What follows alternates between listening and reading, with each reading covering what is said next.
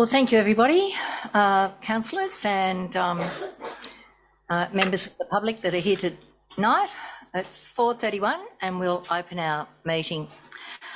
First of all, I'd like to acknowledge the traditional owners of land we meet on today.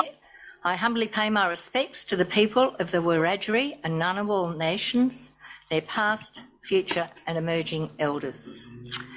For the people in the public arena, if you're asked to evacuate, the emergency procedure is to exit via the door leading out of the building directly outside the council chambers and proceed to the footpath opposite the council chambers and await further instructions. This council meeting is being streamed live, recorded and published in accordance with council's live streaming in council meetings policy. To those present in the gallery today, by attending a public meeting of the council, you are consenting to your image, voice and comments being recorded and published. Anyone who is invited to speak will be recorded and their voice, image and comments will form part of the live stream and recording. The Chair and or the General Manager have the discretion and authority at any time to direct the termination or interruption of live streaming, and such direction will only be given in exceptional circumstances where deemed relevant. Circumstances may include instances where the content of the debate is considered misleading, defamatory or potentially inappropriate to be published. And attendees are advised that they may be subject to legal action if their actions result in inappropriate and or unacceptable behaviour and or comments. Okay, public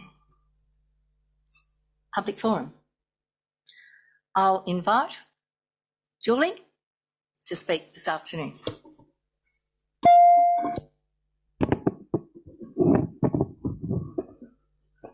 Good afternoon, mayorals, councillors, general manager and staff. My name is Julie Poplin, Treasurer of the Burrangong Rail Trail Incorporated and the committee spokesperson today. Councillors, as you will have all thoroughly read the report prepared by council staff, and many of you have taken the opportunity offered by us to speak individually with members of the committee, you are very aware of what a rail trail is and what our committee is aiming to achieve. And with the request for extra information being dealt with by the committee's response, which is included in your report, these areas are not dealt with in my presentation. The committee fully agrees with the recommendation that Council endorse a $25,000 contribution toward the Burrangong Rail Trail feasibility study. Our committee has representatives from 5 different local towns.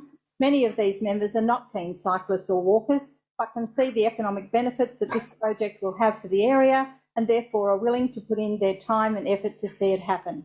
Other people have also expressed support and have submitted letters which are in the report you have in front of you. I also wish to inform you that all contact from landholders to the committee has demonstrated strong support for the project. Council has been requested to assist with funding this feasibility study for 2 reasons. One is that until the committee has a completed feasibility study, access to grants is virtually impossible. Once the study is completed and favourable, many avenues of funding become open. 2, numerous Hilltops documents indicate Council's support for this type of project. 3 examples are, firstly, the Hilltops Destination Action Plan 2020-2025 in Section 5 states, as part of a list of key opportunities, to create a geographical network of experiences and stories in the area by connecting places. And 2, showcase our rolling countryside and rich agricultural land. A rail trail allows Council to embrace these opportunities. Second, the current Hilltops Council Operational Plan in Section 3.1.2 states, support all sectors of the economy to maximise tourism and business opportunities through stronger alignment with representative groups.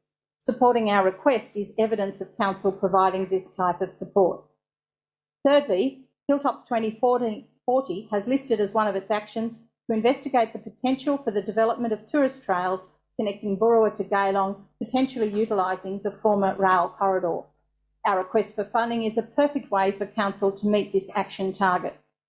The committee's vision: the trail would have one end at the Burrangong Recreation Park and therefore would provide easy access to the rest of the bike paths located around Burrangong.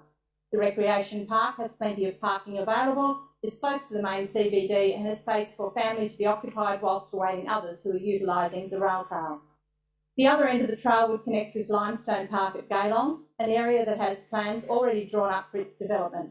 From there, people can easily spend time wandering the village and looking at the variety of historical buildings contained there.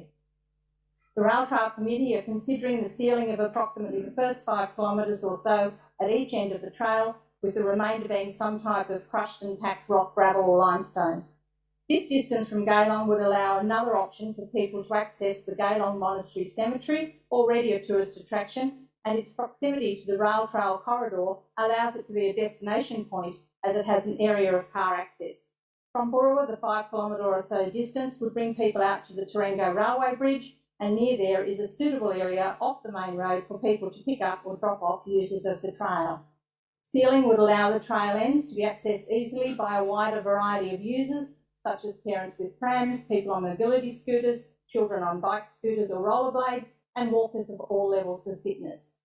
Benefits to Hilltops: more visitors means more money spent here, improved viability for current businesses and opportunities for new businesses.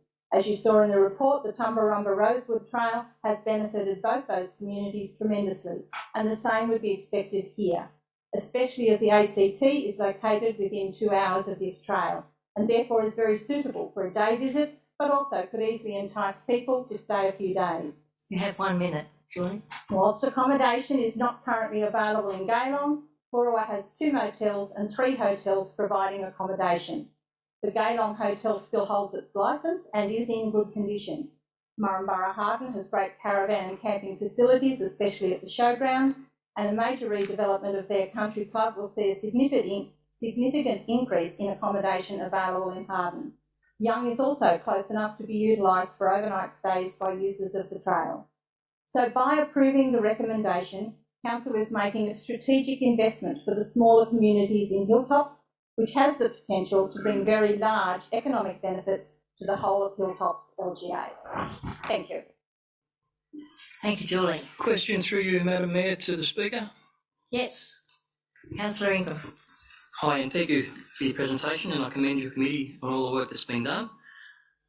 Just a couple of quick questions in regard to funding. Feasibility study, going on what we've read and seen, say it's feasible, and finance for that will come from grants and state and federal governments, one would think. For the feasibility study? No. If it was to be announced that it's feasible, the grants you spoke about would be coming from the state and federal government, I presume. A variety of places, okay. Yes. Yep. Okay, my question then is, with that happening, who then owns the rail trail and who is responsible to manage the rail trail? The land will still be owned by the New South Wales Government. And I'm just going to confer with the President if that's all right to make sure I don't give wrong information. Yes, that is correct. The land's owned by Transport for New South Wales and will stay with Transport New South Wales. It will require an act of Parliament, however, to change it from being used as a railway to used as a rail trail. And there is a report coming out looking at long-term maintenance of rail trails. To date, a lot of them have been looked after by local government, but others have in fact been looked after purely by private groups. Other ones have a mixture of local government and private. Thank you, and therein lies the question I was asking about who would be responsible to manage, maintain these rail trails. As you spoke, the government is looking at changing legislation. It's very hard to have a lot of faith in state government at the moment with a lot of things they're doing, but there's a lot of, let's say, uncertainties around it, and as you indicated, that most likely the cost for managing and maintaining these type of facilities will come back on local government.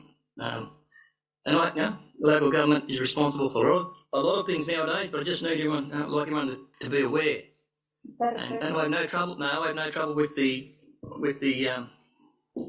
funding for the feasibility. I have concerns about who manages it later on. But thank you for your response. Thank you, Julie. And thank you, Councillor Ingram. Madam Mayor, is there any other questions we can ask? Yes. At this time, I don't think council has to worry about what's going to happen until we get a feasibility. The feasibility might come back with a red light. It might come back with a green light. Then we have a lot more questions to ask after that. Is that a question that you're asking? What question are you asking? A point of clarification, I think. Well, this is the time for questions, actually. So if you have a question.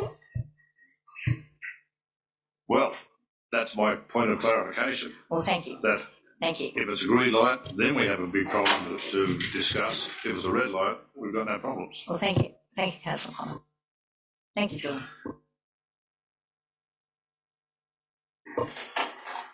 We don't have any apologies. I think we're all here, and I haven't received any applications for leave. We do have some sympathy expressions, so I ask that staff members of the public be upstanding for a minute's silence to express our sympathy on the passing of the following. We have Errol Berry, Gary Foster, Elizabeth Cram, Graham Ryan, Robert Fay, Phyllis Sam, Sister Carmelita, Carolyn Malvicino, Adam Waite, Jill Rolfe, Kenneth Beattie, Shirley Warren, Maureen Arthur, Jennifer Johnson, Elaine Daly, Reginald Johnson, Terry Walker, Mary Spring, Janet Hennick, Rhonda O'Donnell, Douglas McInerney, and David Eldridge.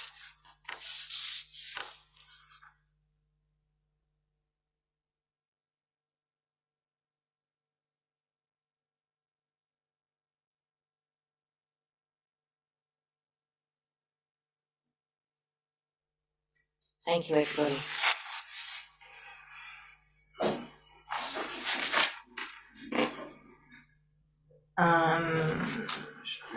Okay, let's go. Confirmation of minutes. Do I have a mover for the confirmation of minutes? And Councillor Piper. Any discussion? Those in favour? I think it's unanimous. Thank you, councillors. Moving right on. Are there any disclosures of interest? Yes, Councillor Flannery. Thanks, Madam Mayor. The Burrangong Rail Trail, I have a non-pecuniary conflict of interest. I will be voting and participating in the discussion. Thank you, Councillor Flannery. It's the only one. There isn't a mayoral minute, and the mayoral report is in front of you with the engagement dates. And I don't think... Councillor Stedmiller. Yes, Councillor Stedmiller. Madam Mayor, just a non-significant, non-pecuniary interest in the development application statistics later on the report. Oh, thank you. Voting. Thank you. Okay, thank you. Councillor, the mayoral report is in front of you. I have included too that maybe I should have put in for next month, and that's the 27th of May, the 28th. And over the page, council reports, council meetings attended. Councillor Armstrong, have you anything to add to yours? Only meetings as minuted. Thank you, Councillor Armstrong. Would you like, Madam Mayor, would you like your report moved and seconded and voted? Oh, certainly would. Thank you, Councillor Ingram. Happy to move that way. Thank you. And seconded? Thank you, Councillor Piper. All those in favour? Okay, I think that's unanimous. Now we can move to the councillor reports. And Councillor Armstrong, yours as minuted. Councillor Dodd? Thank you. Councillor Foreman? As per minuted. Thank you. And Councillor Piper? Your meetings as minuted? Thank you. And now we'll go round again. Councillor Ingram. Meeting suspended. Thank you, Councillor. Councillor Flannery. Thank you, Madam Mayor. I'm not sure of the exact dates, but I attended 2 of the workshops, the extraordinary meeting and this meeting. Thanks. Thank you. Councillor Mackie. We can't hear you, Councillor Mackie. So, not sure where I finished last time. I spoke to the Rye Park constituent about the cemetery, the briefings, the Zoom briefings, the meetings, and attended the biggest morning tea the other day in Burrua. I also spoke to another constituent about the Burrua Irish Wool Festival. And that's about all. Thank you, Councillor Mackie. And next on the list, we have Councillor Fitzgerald.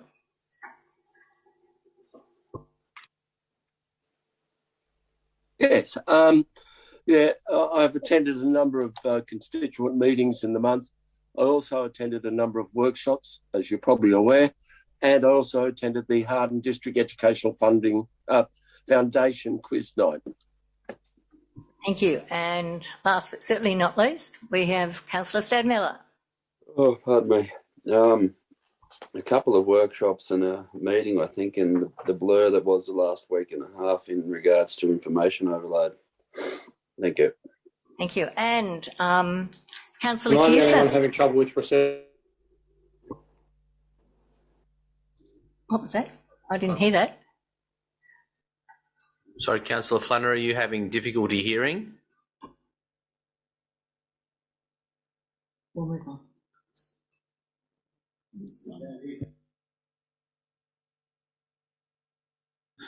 Councillor Flannery, your screen has now frozen, if you can hear me. Righto. We'll carry on. Councillor Hewson, sitting very quietly over there.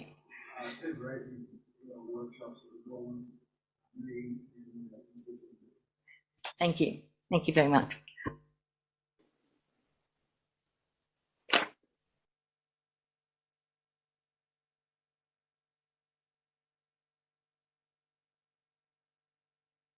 All those in favour? Carried. Next, we have Community Recognition Scheme. Do we have anybody who would like to put forward a community? Yes, Councillor Flannery. Look, just consistent with my council column last week, I think it was, just the committee of the Harden District Education Foundation. They put on a fantastic event. I think they raised some significant money for all the local kids for tertiary education. Great night, but they really do need to be commended because they work year in, year out. And I think if we could formally recognize them, that would be appreciated. Thank you. I totally agree with your sentiment. Yes. All those in favour? Yes. Move a second. Mackie Fitzgerald. And those in favour? Unanimous. Thank you. Now we will move. We have a presentation tonight, and that is from the Audit Office in Deloitte, and to address Council on the annual financial statements for the year ended 30th of June 2021. So welcome, and I will hand over.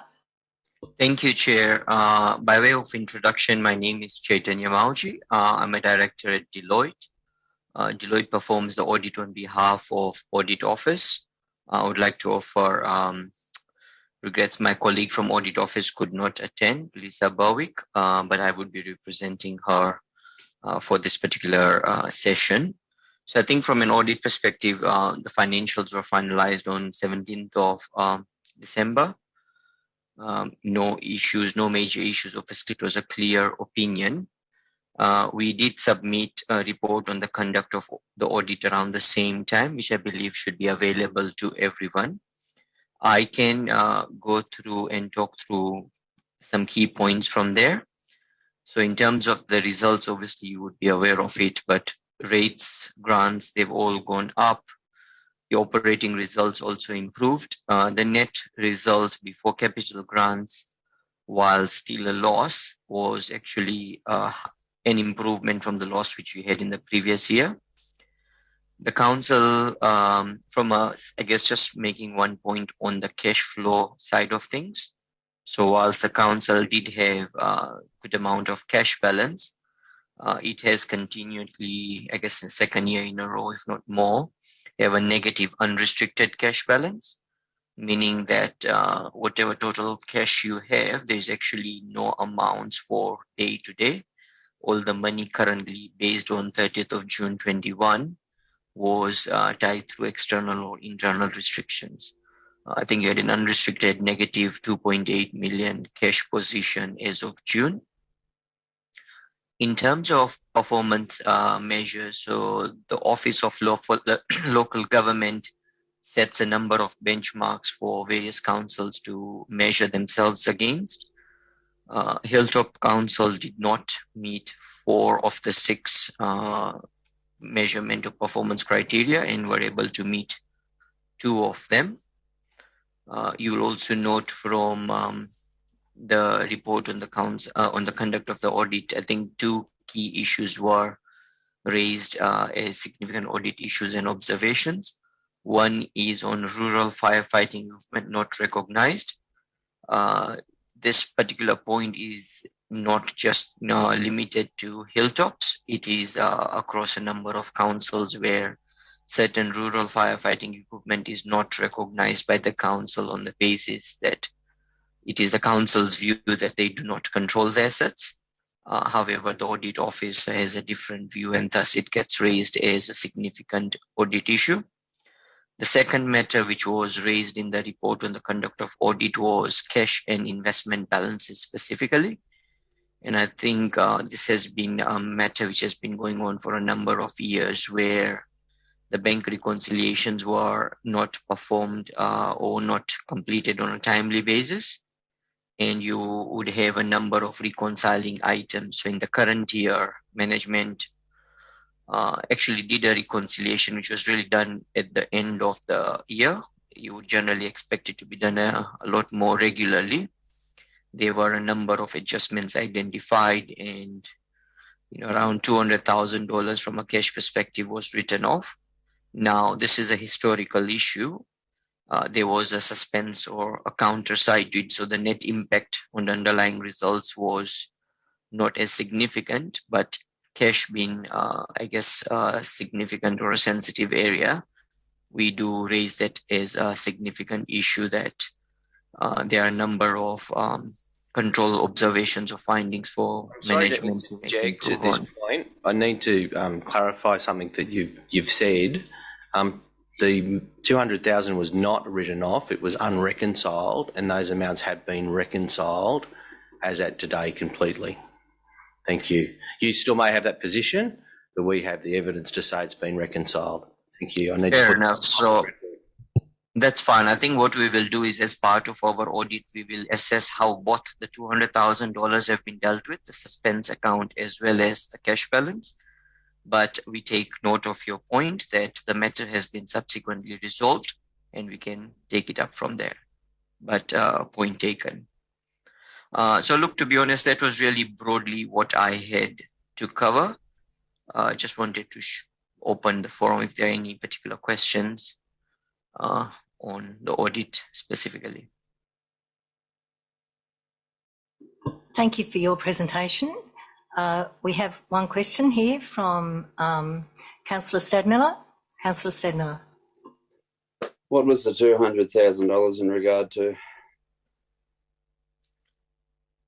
I would defer it back to management. The reason is that particular item was made up of a lot of items over a number of years, and it just hadn't been reconciled. So if management have been able to reconcile, and that list is made up of, it's a very big list of lots of ins and outs. It obviously wasn't reconciled, so it was, from an audit or effectively finalizing the position was written off, and there was a counter on the balance sheet where net position, the P&L was not significant. but I would refer it back to management. I believe they have subsequently, as they say, resolved the matter. Through you, Madam Mayor, as articulated by the New South Wales Audit Office, Deloitte, it is across a wide range of items across the whole of the general ledger, dare I say, items that were not reconciled to the cash at the point in time. Many items.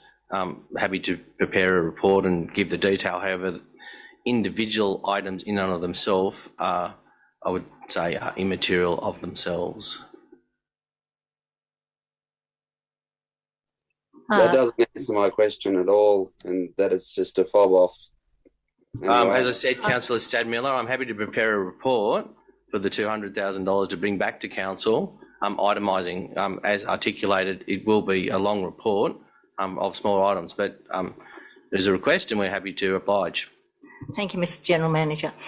Councillor Armstrong. Thank you, Madam Mayor. Just one question in regards to, once again, cash. The fact that Hilltops has suffered negative cash for a number of years now. I'm just wondering whether the auditors have a position in regards to ongoing results of where negative cash is experienced, and whether this negative cash is a condition that is suffered widely throughout local government in New South Wales. I would kind of maybe make a generic statement because it's really council by council issue. I do have one or two other councils where I have seen some negative balances come through. A lot of times it's really more of a timing issue where monies would have been spent and expected amounts, they were expecting to get the money by 30th of June, only ended up coming in the next month or so. So just sometimes it's the delays in receipt from, the Treasury. But a lot of times it's just really those things. I do have a council or two which may have a bit more of an issue, but it's really council by council having very specific reasons for those things. Thank you. Okay, thank you. If there are no more questions, we thank you. You've given us plenty of information to consider, and we thank you for your report and look forward to working with you further. Thank you. Thank you. Thank you, Chair.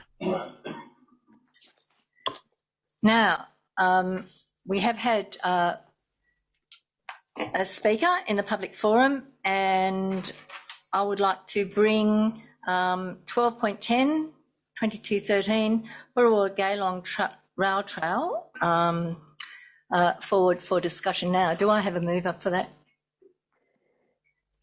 Councillor Foreman and Councillor Mackie. Thank you. So, councillors. Voting for it? All those in favour? Okay, thank you. Unanimous. If we go now to 12.10, 2213, and that's the Burrua Gaylong Rail Trail. We have the recommendation before us that Council endorse a $25,000 contribution towards the Burrua Gaylong Rail Trail feasibility study from the allocated $60,000 2021-22 budget for cycling infrastructure, and B, allocate the remaining funds of $35,000 towards the scoping of a pedestrian access and mobility plan, a PAMP. Do we have a mover? I'll move it. Thank you. And a seconder? Thank you, Councillor Piper. Councillor Hewson, would you like to speak to the motion? I know the only real worry is the ongoing costs, and Councillor Ingram brought that up.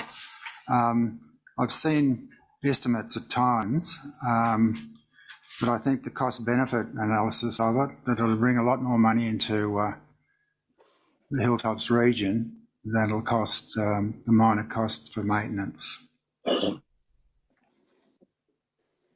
So thank you. Councillor Flannery, speaking for it. Thank you, Madam Mayor. Yes, I would like to speak for it.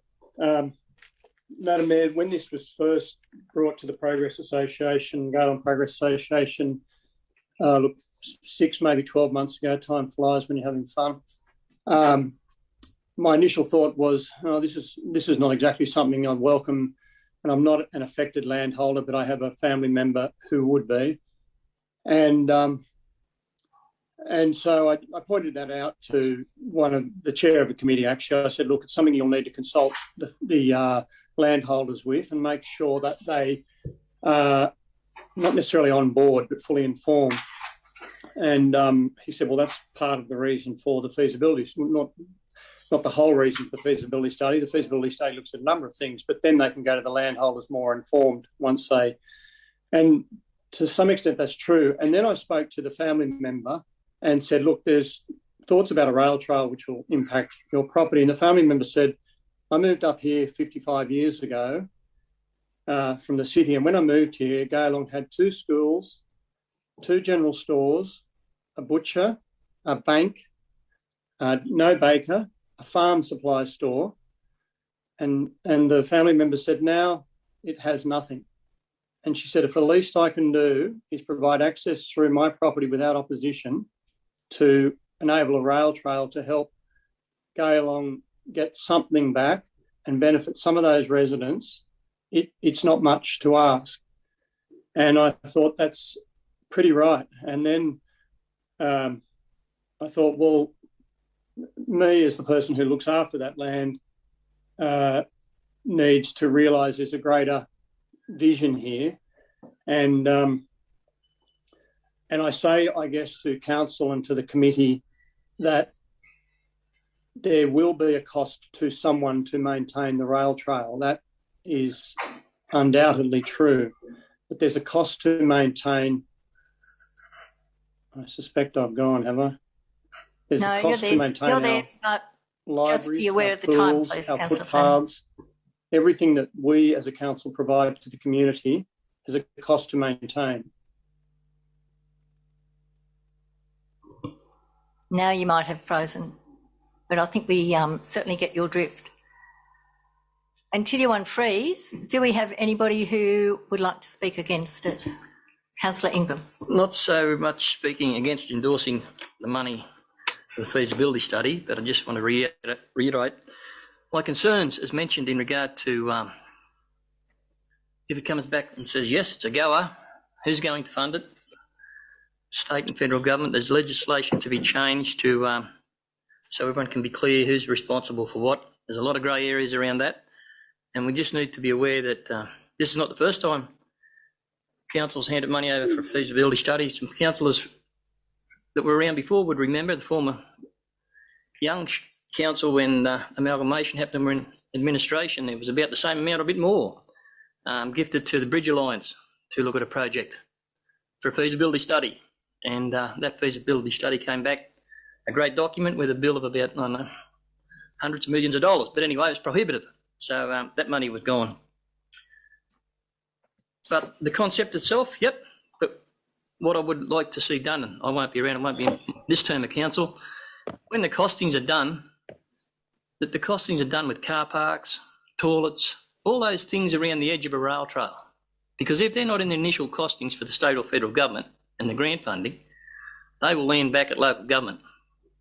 And as we all know, local governments are going all that flash at the moment. But that's my only concerns as far as the feasibility study. Good luck, and that's fine. But just need people to be aware at the next stage when anything happens, what council is signing up for. Thank you. Thank you, Councillor Ingram. Yes, Councillor Armstrong. Thank you, Madam Mayor. I think that council needs to sit back and take a bit of a breath with this. Looking at our budget, we've got well over $1 million worth of foot paving work to do between the towns of Young, Harden and Burrua. We've been advised that we don't have a pedestrian access and mobility plan or cycle plan for any of those towns. That means that we've got to go and develop something new. We've been told that $60,000 won't meet the bill, and that it'll probably be done by consultants. So I'm just concerned that here we are handing off $25,000 of the $60,000 that we've got aside for works that we have funded, that we have in our 10-year financial plan, that we are effectively going to now should council resolve to provide this contribution, we are effectively going to go ahead without a plan, without any further advice in regards to the locations, any strategy. How can council possibly deliver value to its ratepayers if it doesn't have some plan and some strategy as to how that $1 million is to be spent? I see this $60,000 is potentially going towards funding the plan for that. I believe that is a more pressing cause than this current one. Thank you. Thank you, Councillor Armstrong. We've had 2 speakers for, 2 against. Councillor Flannery, have you got a question to ask? Councillor Flannery, can you hear me?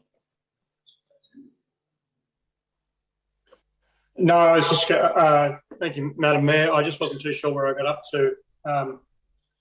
And I just wanted to finish off by saying that most, if not every, service we provide costs money to maintain.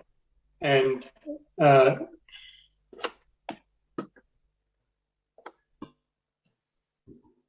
I think we've lost you, but I think before we heard enough of your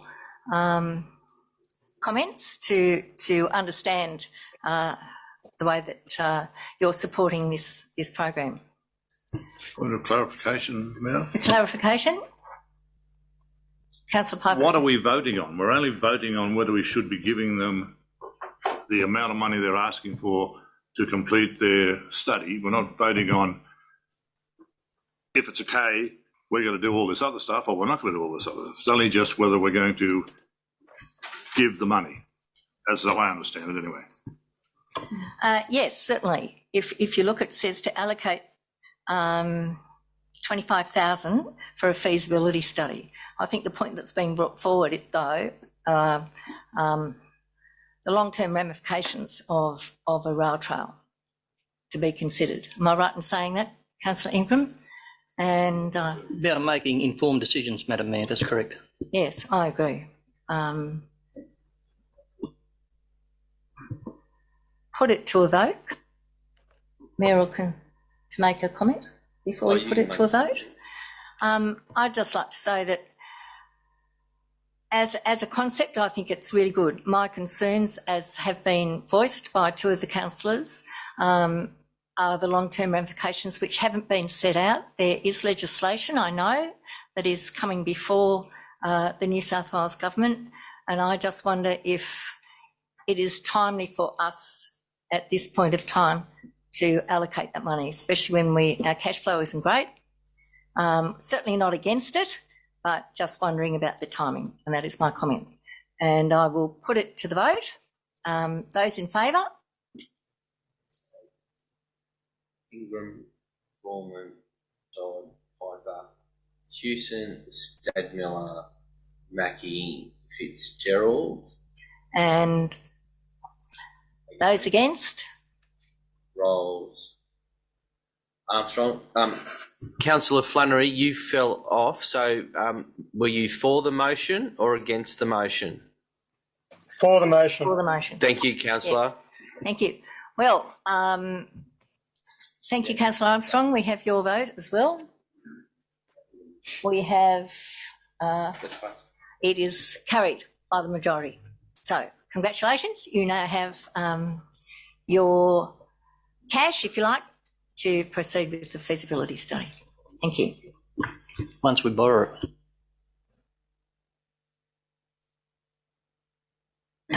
Comes out of the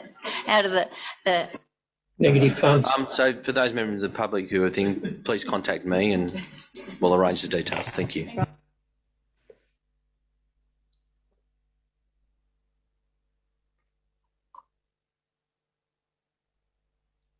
Let's get back, well, not back to business, but continue with the business. And we go to 12.1, which is the General Manager's report and delivery program and operational plan half-yearly progress report. Thank you, Mr. General Manager. Through you, Madam Mayor. This is a legislative requirement to report back on progress, a half-yearly report. I certainly acknowledge it's a little bit long in the tooth, certainly given that we're talking about next month. However, it has been wrapped up through the elections, etc. So, notwithstanding that,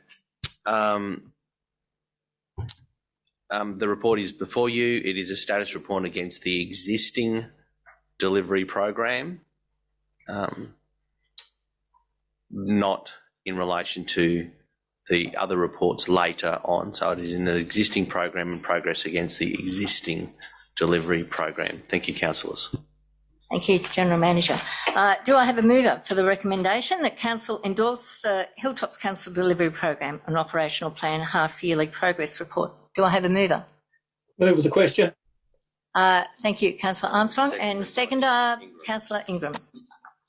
Your question, Councillor Armstrong. Through you, Madam Mayor, to the General Manager. Mr. General Manager, the report speaks of about asset management, makes some generalised statements in there.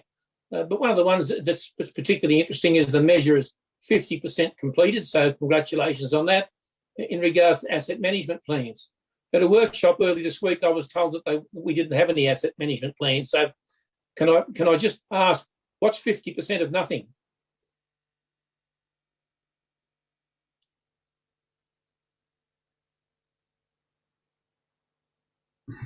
Mathematicians are working, councillor. I just want to know how many plans is 50% of nothing. I did ask for copies of the plans and we couldn't get them because they hadn't been done. So I'm just wondering whether we've actually got 50% of nothing done. The 50% is it's a work in progress. And as you'll see, the product of that will come later tonight where we have asset management plans. So it's a work in progress. They weren't completed documents, so we could not provide them. So they're half completed documents. Is that what you're telling me? As at the 31st of December 2021. That's correct. Then I've got to ask the question. I was told that we didn't have them this week in May 2022. I'm just not as completed documents, councillor. So they were half completed documents. That's what you're telling me. They're work in progress. That's correct, councillor. I look forward to 100%. Thank you. Thank you, councillor. Yes, as we all do, I'm sure. Yes, Councillor Fitzgerald. Yeah, just a couple of points. Firstly, I found the report very difficult to read. Is it possible it could be done landscape with a larger font? That's just personal. I might have to get new glasses. But the other thing I'd like to point out is when I was looking through the community section, I noticed that the 3 areas which had the lowest percentage were in the areas of the cultural work, Aboriginal work and youth work. Is there any comment about why that was at that level, was the lowest? Through you, Councillor Fitzgerald. I just had a question come through. We are on item 12.1, 2204, Delivery Program Operational Plan Half-Yearly Progress Report, beginning at page 26 in the documents. In relation to that areas, people have not been tasked to those areas. There has been some work, some preliminary meetings in relation to those. However, we have to acknowledge that other than those preliminary meetings and discussions, we've made no further significant progress, and this is just acknowledging that we have not. As at the 31st of December. Thank you. Thank you. Okay. Thank you. Any more questions, comments? I'll put it to vote. Those in favour? We have Ingram, 1, 2, 3, Norman, 4, 5, 6, Mackie, 7, 8, Fitzgerald, 9, 10. Stadmiller, Houston. Oh, it's unanimous, I think. A late hand went up. Those against? Can we just check? Are there Any against? No, it was unanimous. I thought so. Thank you. Thank you, councillors. Let's move on then to 12.2, endorsement of Hilltops Council. Yes, draft revenue policy, fees and charges, page 101, I think. Is that the right page? 101, yep. And the recommendation is before you, councillors. Do I have a mover for that recommendation?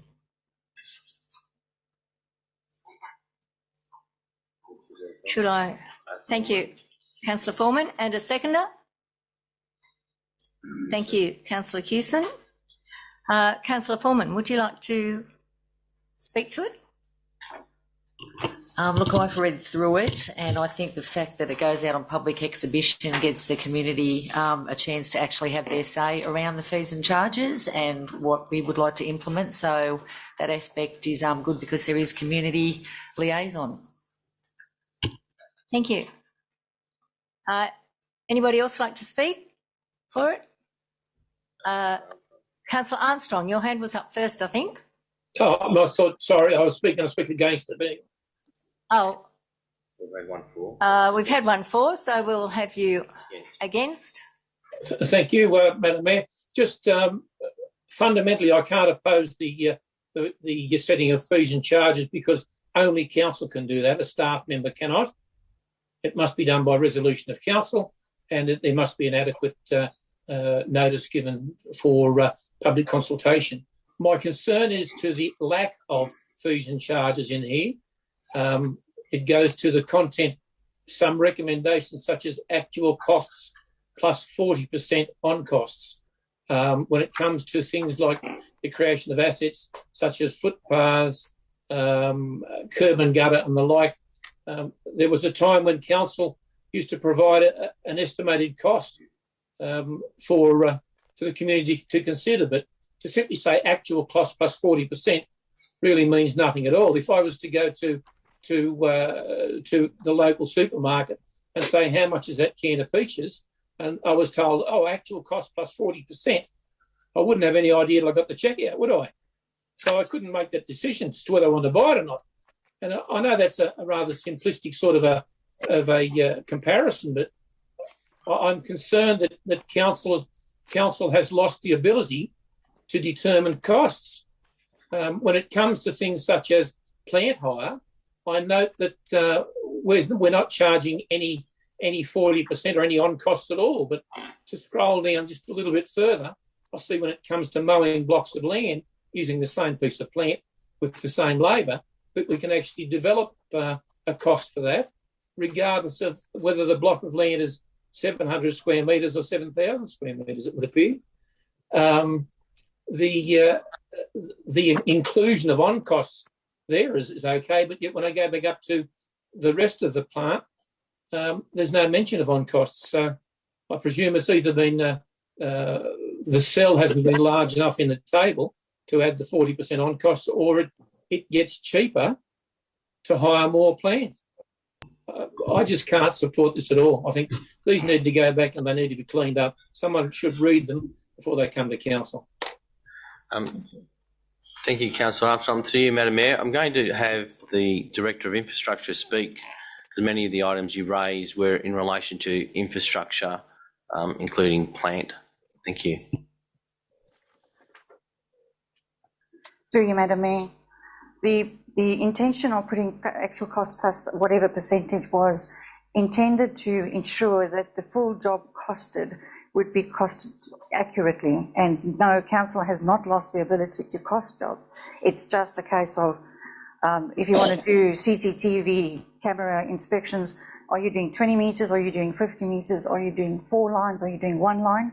And that is the consideration. So to be fair and equitable, what we do is we provide a quotation to the person who is requesting the service, and we then add the 40% to cover on costs.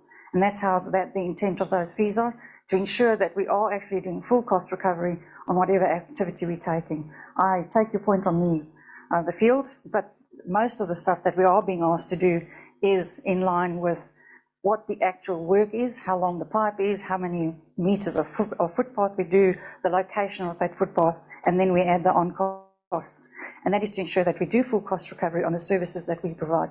The services that we put on costs on are typically the services that we do a lot of, and the mowing, etc., is not something that we actually do a lot of. Thank you, Director. Councillor Just, Flannery. Madam Mayor, if I may, that doesn't. I take the point there that surely a per lineal metre charge could be developed, whether we're doing 20 metres or 200 metres. We must know how much it costs a metre to do. Surely that could be done. And when it comes to things like the major and minor plant hire charges, comprehensive with operator, I notice that there's no on cost at all. We're doing that for cost. So the question is, Councillor Armstrong? There doesn't seem to be any consistency in the way in which these fees and charges have been determined. They are at odds with the resolution of council, in my opinion, last October, to try and maximise its cash position, because clearly we're going to send out bills after the event rather than before the event for most of these, it would appear, and we simply can't find out who that person is that makes the decision to not send bills. I've asked that question 8 times at council meetings now. I still can't get an answer. Thank you, Councillor I just can't support it. Armstrong. No, I think there's nothing to add. Councillor Flannery, I think your hand was up next, and then Councillor Fitzgerald. Thank you, Madam Mayor. Look, I reiterate Councillor Armstrong's comments, and I wouldn't surprise me at all, because I've actually heard it from some ratepayers or residents, that one of the reasons some of the unpaid fees or charges exist is because when they've received the bill, they don't match with what they understood to be in the ledger. So perhaps, given the amount that we are owed is significant, it might well be something we should train our eye on. Look, I have problems with the introduction in the revenue, page 101, where it says that the progressive review of the revenue policy together with long-term financial plan will allow council to develop robust financial strategies and priorities aimed at ensuring sustainability of the Hilltops Council. And it goes on. Well, I don't think we've achieved any of those things. I mean, I don't mean to be rude, but if we're not achieving it, don't write it down. There's just what we say and what we do are just almost polar opposites. Okay, thank you, Councillor. I take it this is a progressive review. Councillor Fitzgerald. Now, we have had 2 speakers against. Councillor Fitzgerald. Yeah, Are you speaking for? Well, I'll speak for it, but I just have some questions of clarification. On page 102, I'd like an explanation about the mining young at the bottom of the page. It seems an extraordinary small amount. Is it zero or is it what? Through you, Madam Mayor, it is just a precise figure. It's calculated on through a methodology, and it's a precise figure. We didn't round those figures. Right, thank you. Second question, I've got about 3. On page 104, is it historical that the variation in the size of sewer pipes in Harden, is that just purely historical? I will throw to the Director of Infrastructure. Page 104. 104, 105, I think. 104, 105. That area. Yeah, 104. The Director will be there as soon as she's found the reference. Sure. I will remind councillors that both in water and sewer, there are separate funds for each former council area, and that would explain that those rates, etc., have not been harmonised. So it would be a legacy issue that has not as yet been addressed. It's more the size of the piping. I think they will also be connected to what was determined by those former councils in relation to pipes. Sounds fine to me. Can we now move on to page 110? the word upgrade against Harden Murrumburrah in the domestic collection charge. Could I have an explanation of what upgrade means in that sense? Sorry, Councillor, can you ask that question again? On page 110, on Yes. domestic collection charges, Harden Murrumburrah has 2 lines. The second one has upgrade. What does the upgrade refer to? I'll pass to the Director of Infrastructure to talk to the waste question.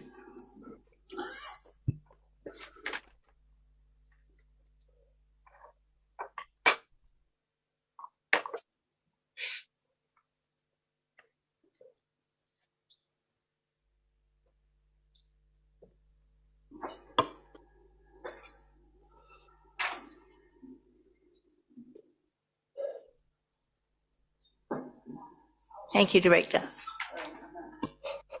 Through you, Madam Mayor, sorry, I just had to get onto the same page. The reference is upgrade is if people want additional waste services, they will then pay an additional charge. We deliver a standard service, and if there's any additional, that's the service that they will pay for. Okay, thank you very much. That's all I have. Thank you. Thank you. Now, I think we have had 2 for and 2 against. Through you, Madam Mayor.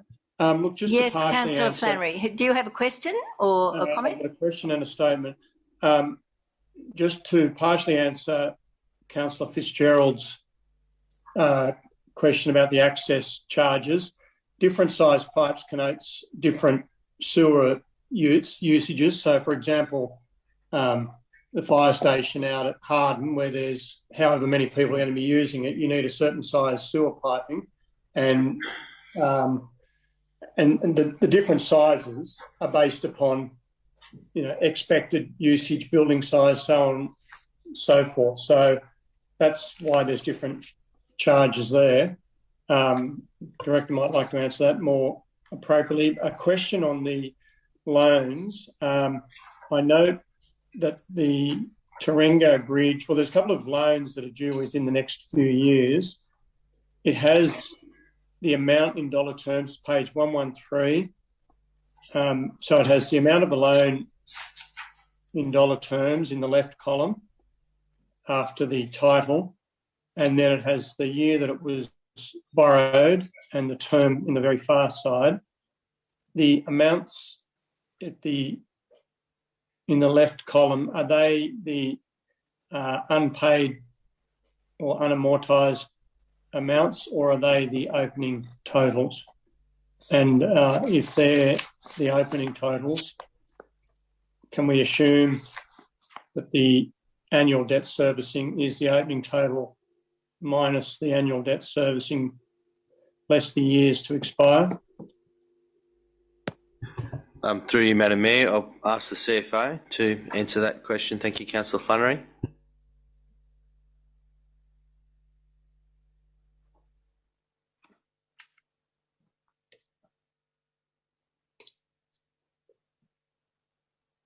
Yeah, can you hear me?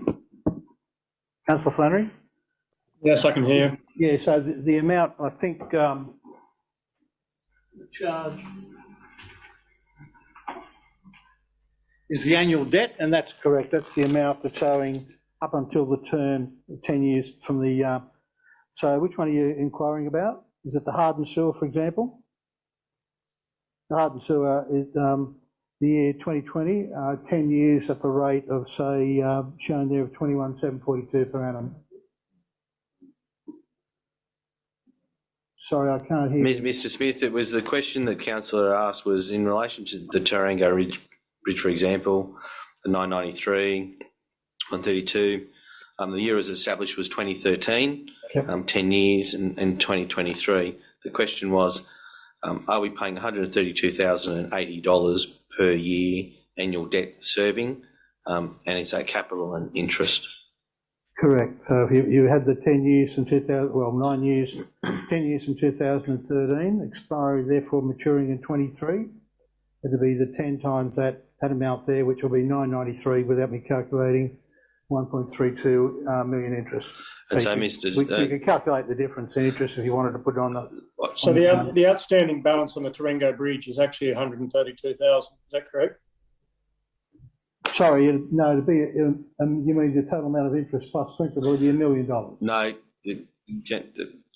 On the Trango Bridge? No, The outstanding balance on the Tarango Bridge, for example, because it was started in 2013 and this is the year 2022, so we've had 9 of the 10 years. So the outstanding balance, we only owe 132,000 on the Tarango Bridge, not 993,000. Is that correct? Correct. That's correct.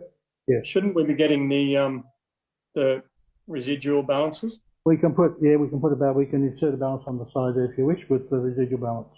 Well, I think it's a more accurate representation. I mean, if the public member's reading this, they'll be looking at it and seeing those as our loan amounts, and they're in fact not our loan amounts. The idea is obviously, or the tradition has been to actually show the full amount of the loan, but we can actually show the amount outstanding. Thank you. Thank you. All right. Thank you. Thank you for the discussion. Put it.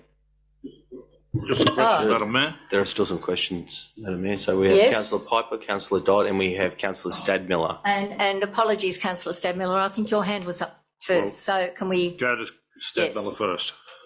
Thank you. Thanks, Madam Mayor. I was just advised in the last month about a $25 charge that some residents had received, and I'm unsure whether that's to do with rates and charges or fees and charges or rates that are outstanding. Apologies for the dog barking in the background. I'll have to continue. So the question is, could it be explained to me whether the $25 additional charge that was made to some residents was to do with fees and charges or rates? Through you, Madam Mayor, without knowing the specific item, I'd have to take that on notice, Councillor. Thank you. Sorry. Councillor Piper, or I think Councillor Dodd, you're ready, and then we'll go to Councillor Piper. Just on the fees and charges when it goes out, could there just be some clarification around things like the Mechanic Institute and the LEOC room, where they are, maybe just in brackets? I suspect they've come from the original document where it was clear that this was a hardened building or a young building. So can that just be made clear in the document? Thank you. Thank you, Councillor Dodd. Thank you. And Councillor Piper. Page 104, sewerage access charges 20 millimetre. Burra is the highest charge there. I'm asking the question, is that because we have fewer people using it, so we're charged more? I'll pass to the Director of Infrastructure.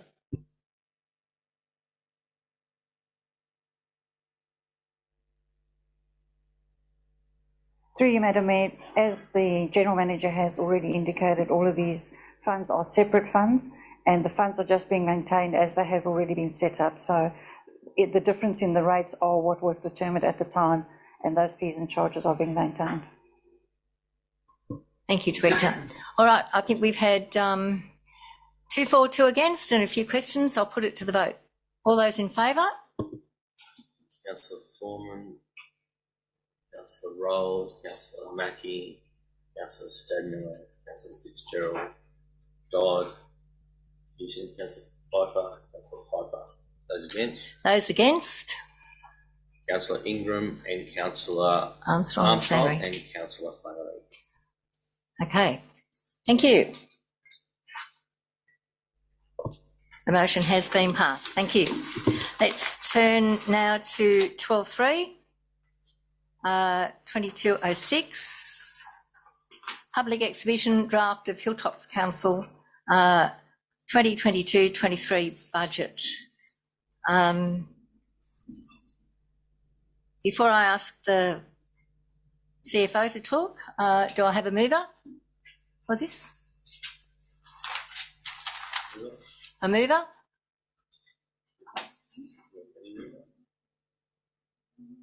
Thank you. Councillor Hewson, and a seconder? So we can open debate. Thank you. Councillor Ingram. All right.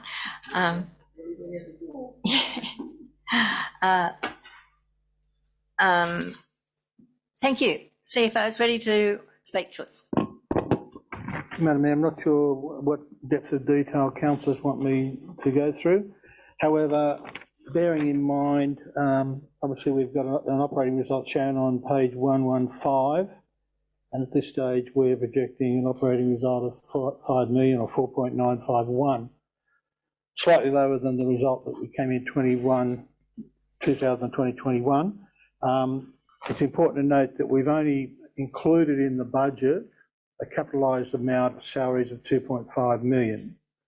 And I know that I've sort of hammered that point home here. We budgeted for a capitalisation of wages for this year of 5 million, but we've only probably going to achieve 2.5 to 3. If you look at the financial statements in 2021, we actually achieved the 5 million of capitalisation of wages.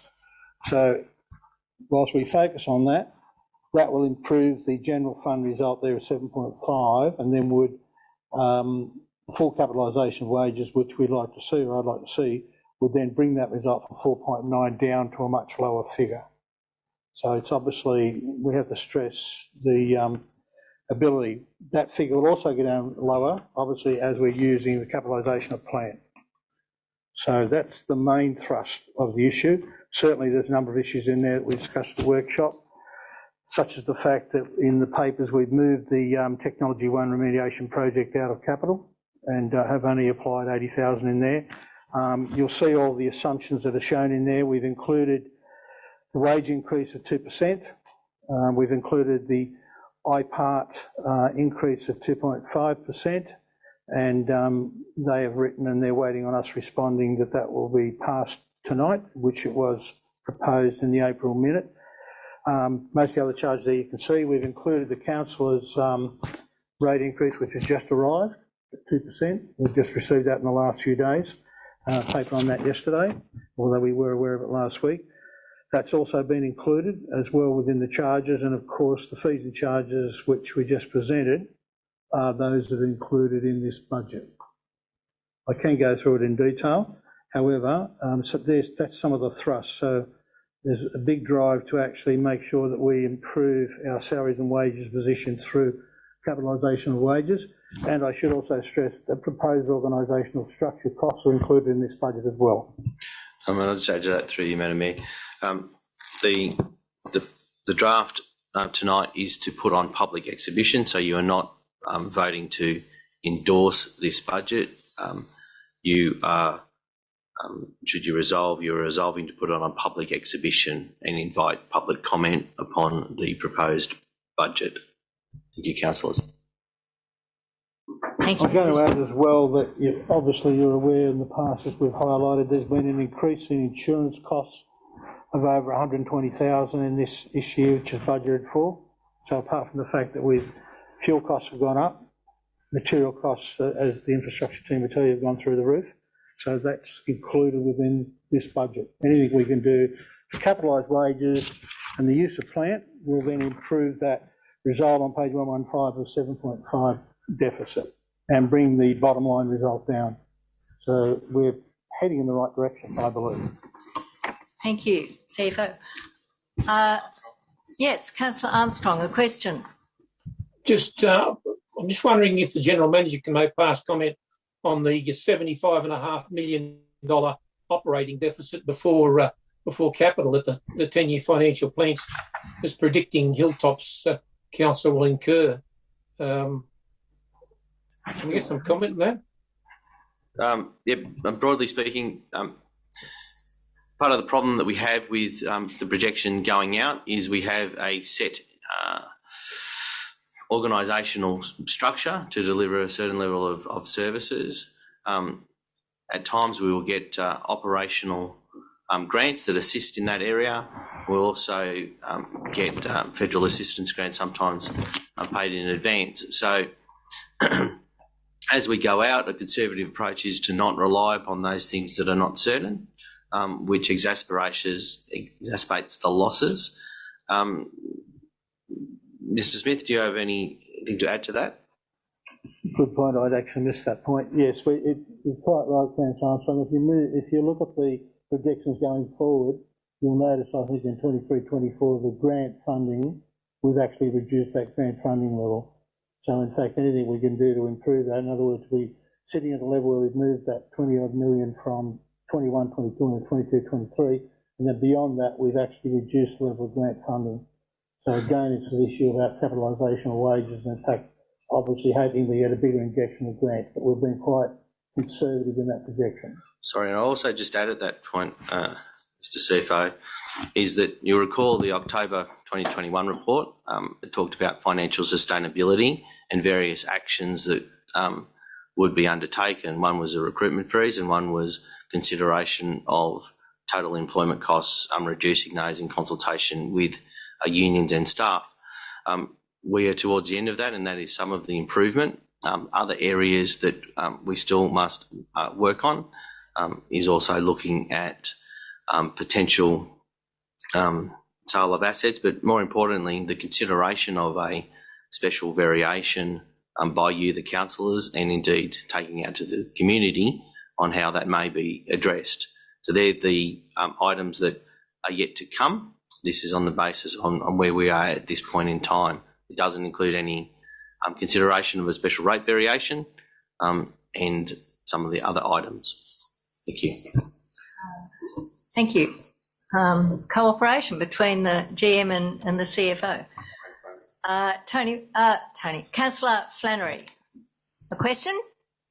Thank you, Madam Mayor. Yes, Madam Mayor, I'd like to move an amendment to the motion of Part B that council bring back, or staff bring back to the June meeting the details of the $3.9 million of plant and equipment that is proposed to be replaced.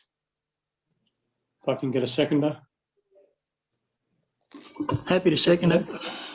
Yes, you have a seconder, and Councillor Ingram. Okay, given we're not moving the motion yet, but I will just speak to that.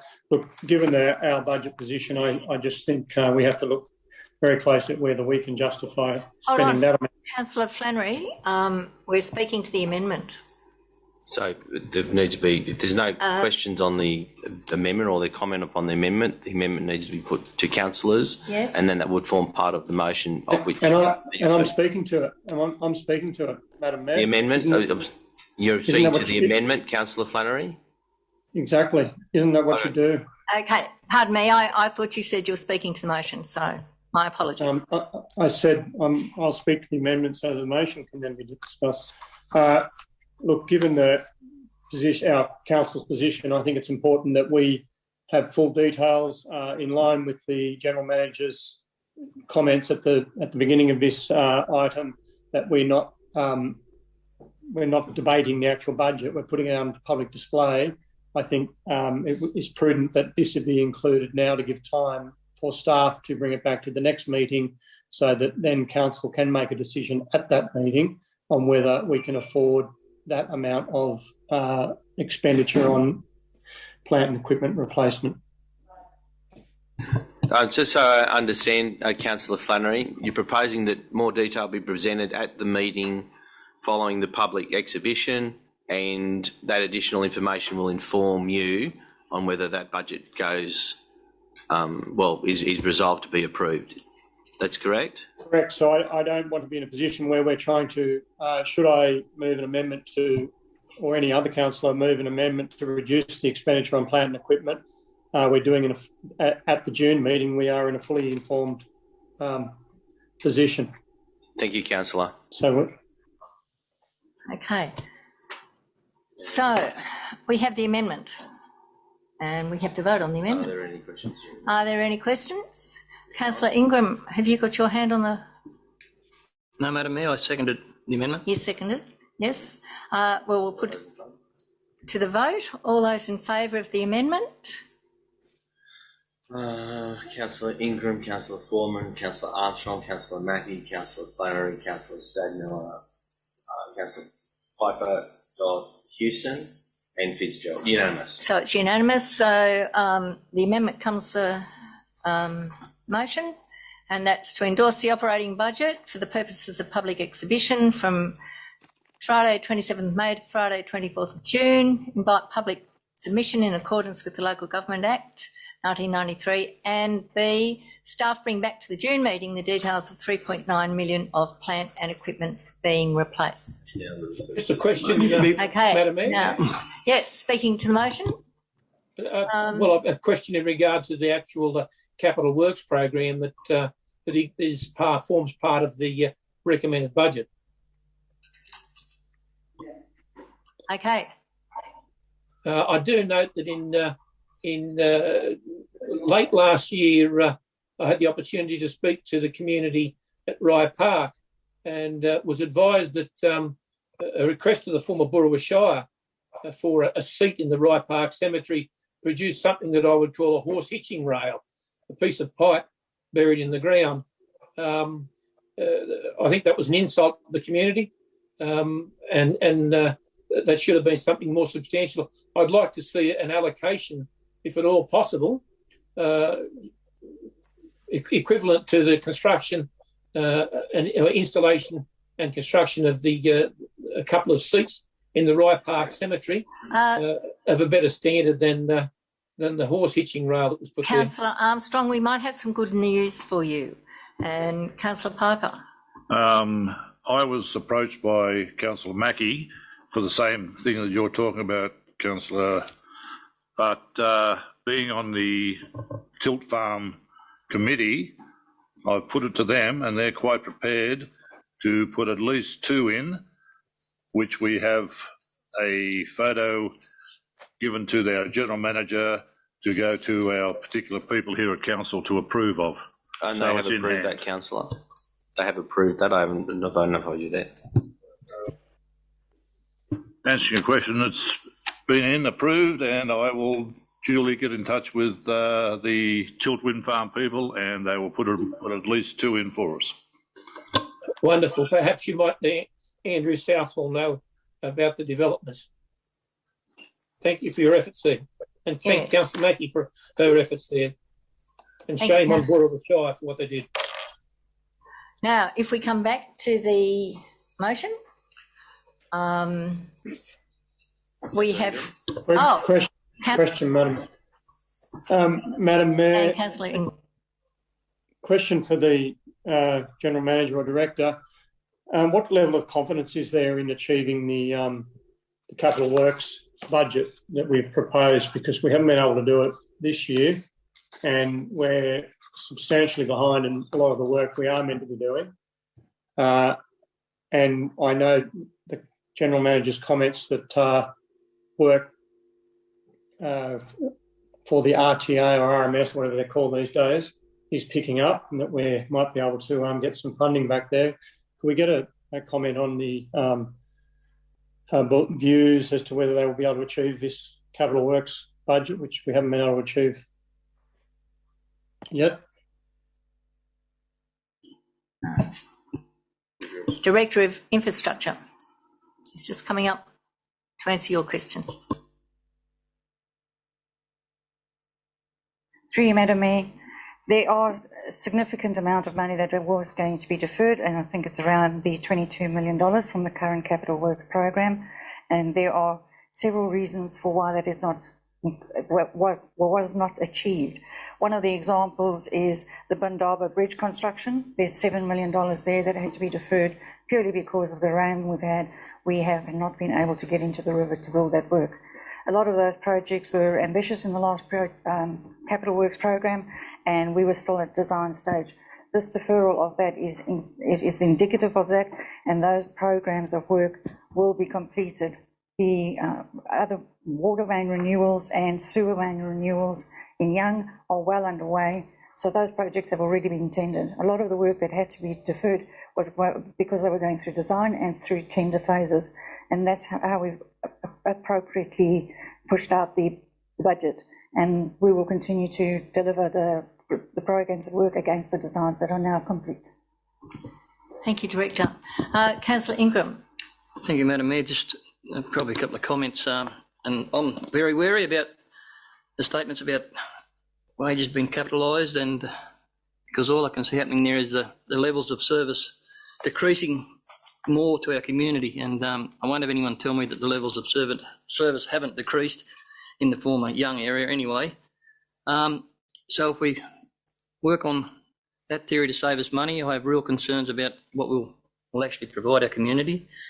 The other thing I'd note is that when we talk about the deficit of $4.9 million, the general fund deficit, councillors, is $7.5 million.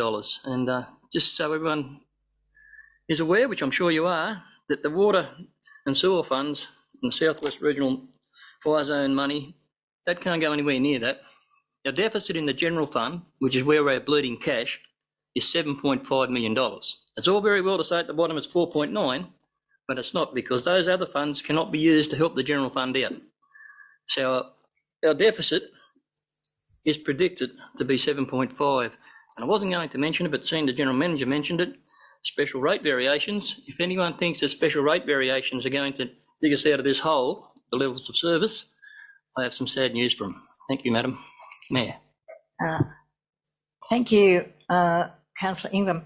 I think we should get back to the motion. We have had quite a discussion. I'll put it to the floor. Those in favour, if you'd like to raise your hands.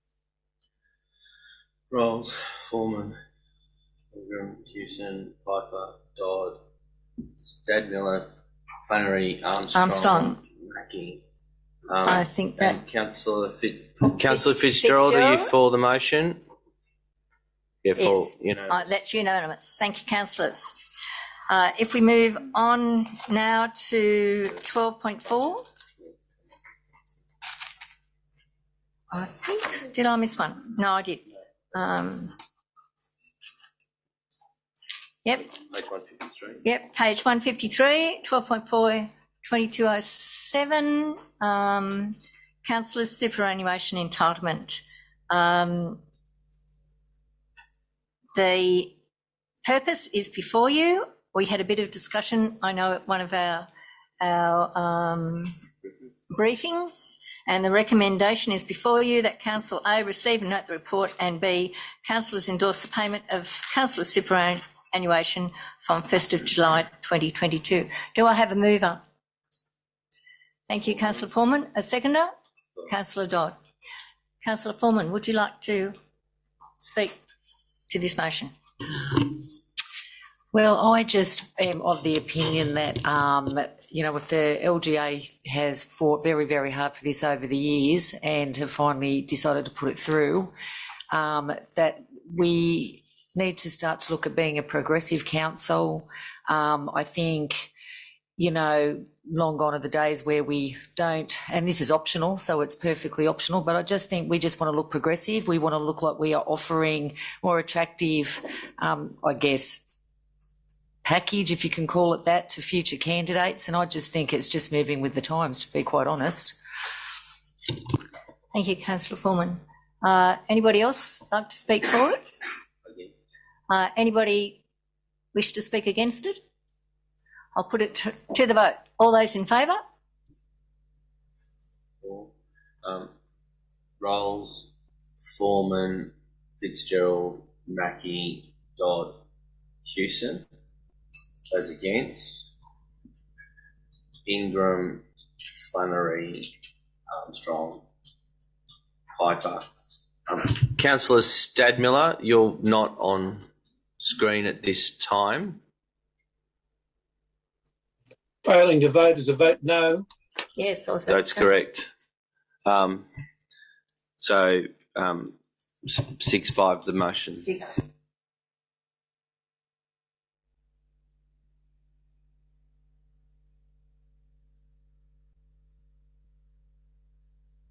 Move on to 12.5, 2208, the March. Can I get clarification on what the vote was there? I went mute. The councillors who voted for it was Foreman, Rolls, Dodd, Hewson, Mackie, and Piper. Those against? No, Piper was against. Piper against, I'm sorry. So I've got against the Stadmiller. 6.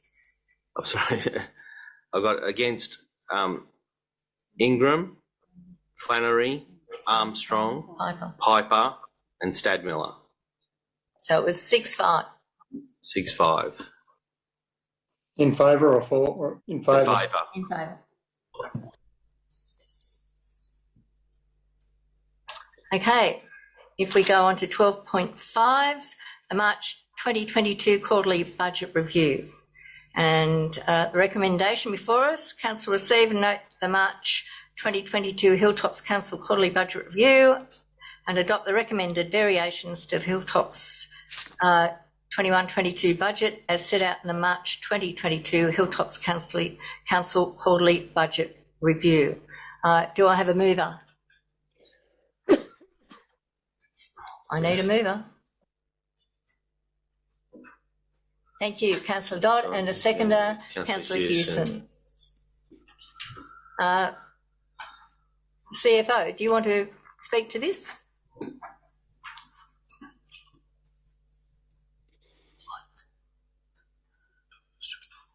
It's a bit slow. They don't want to vote for it. This is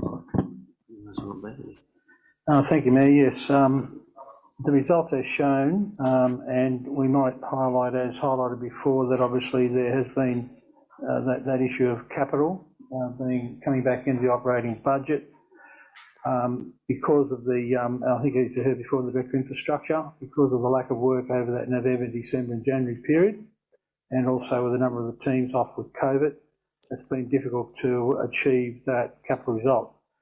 And I think, as we mentioned before, you'll notice that the current year-to-date position at March is 5.7, and I believe that's going to improve based on the work that's been done through the month of April and May to date. As a result, you can obviously see that on page 156 and covering over to 157, there is around the 23 million mark of work to be carried over into 22-23. I know that on the annual budget, somebody made a comment, Councillor Ingram, about this capital and Councillor Flannery. Some of that work there that I think I indicated one of the workshops will be likely contracted out of that amount of the 23 million in terms of trying to achieve those targets, but the direct infrastructure provide a bit more on that before.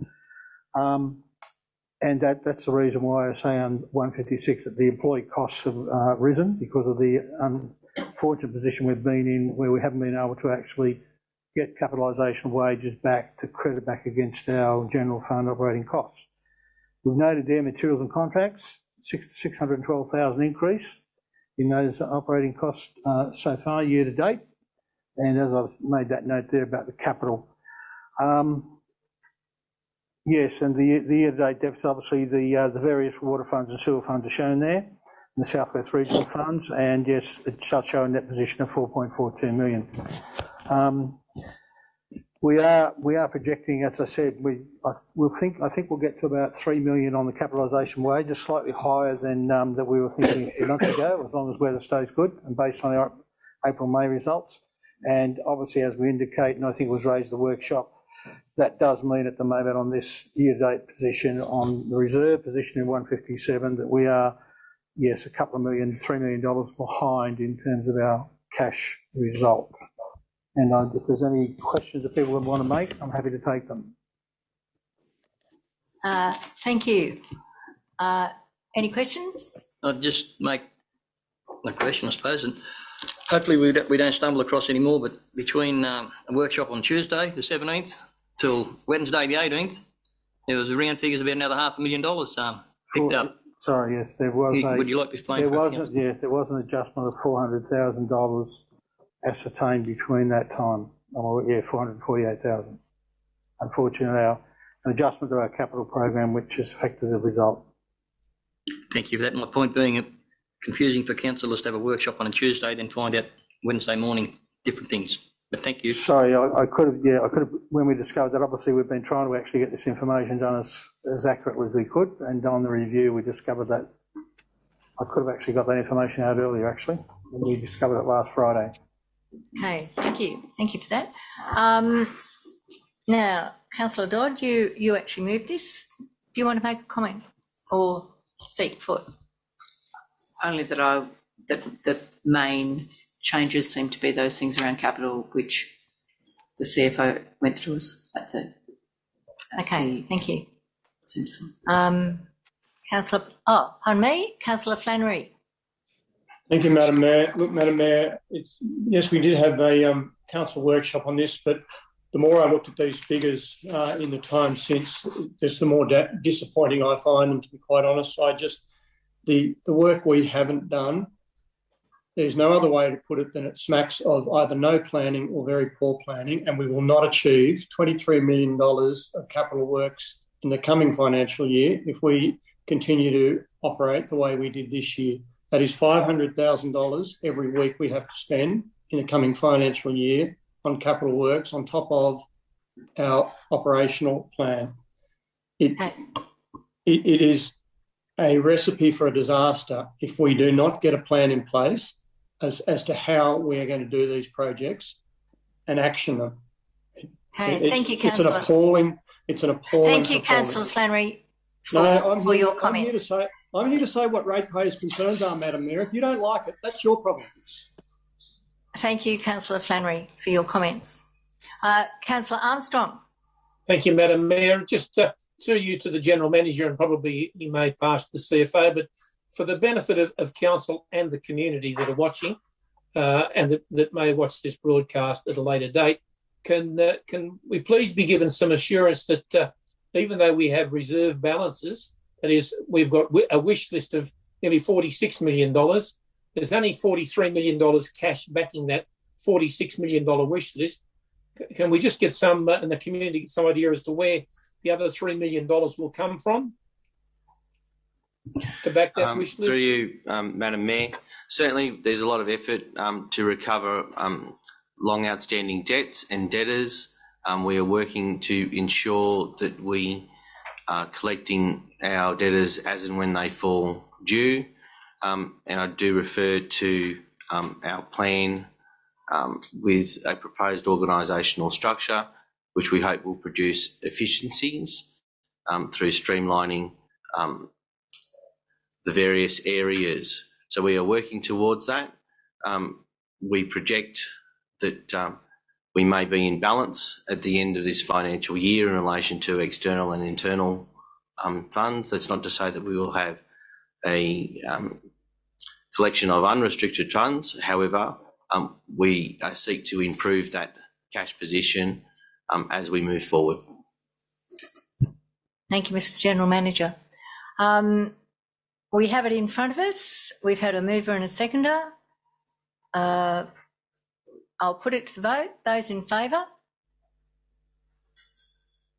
Councillor Rolls, Councillor Armstrong, Councillor Fitzgerald, Councillor Mackie, Councillor Dodd, Councillor Piper, Councillor Hewson.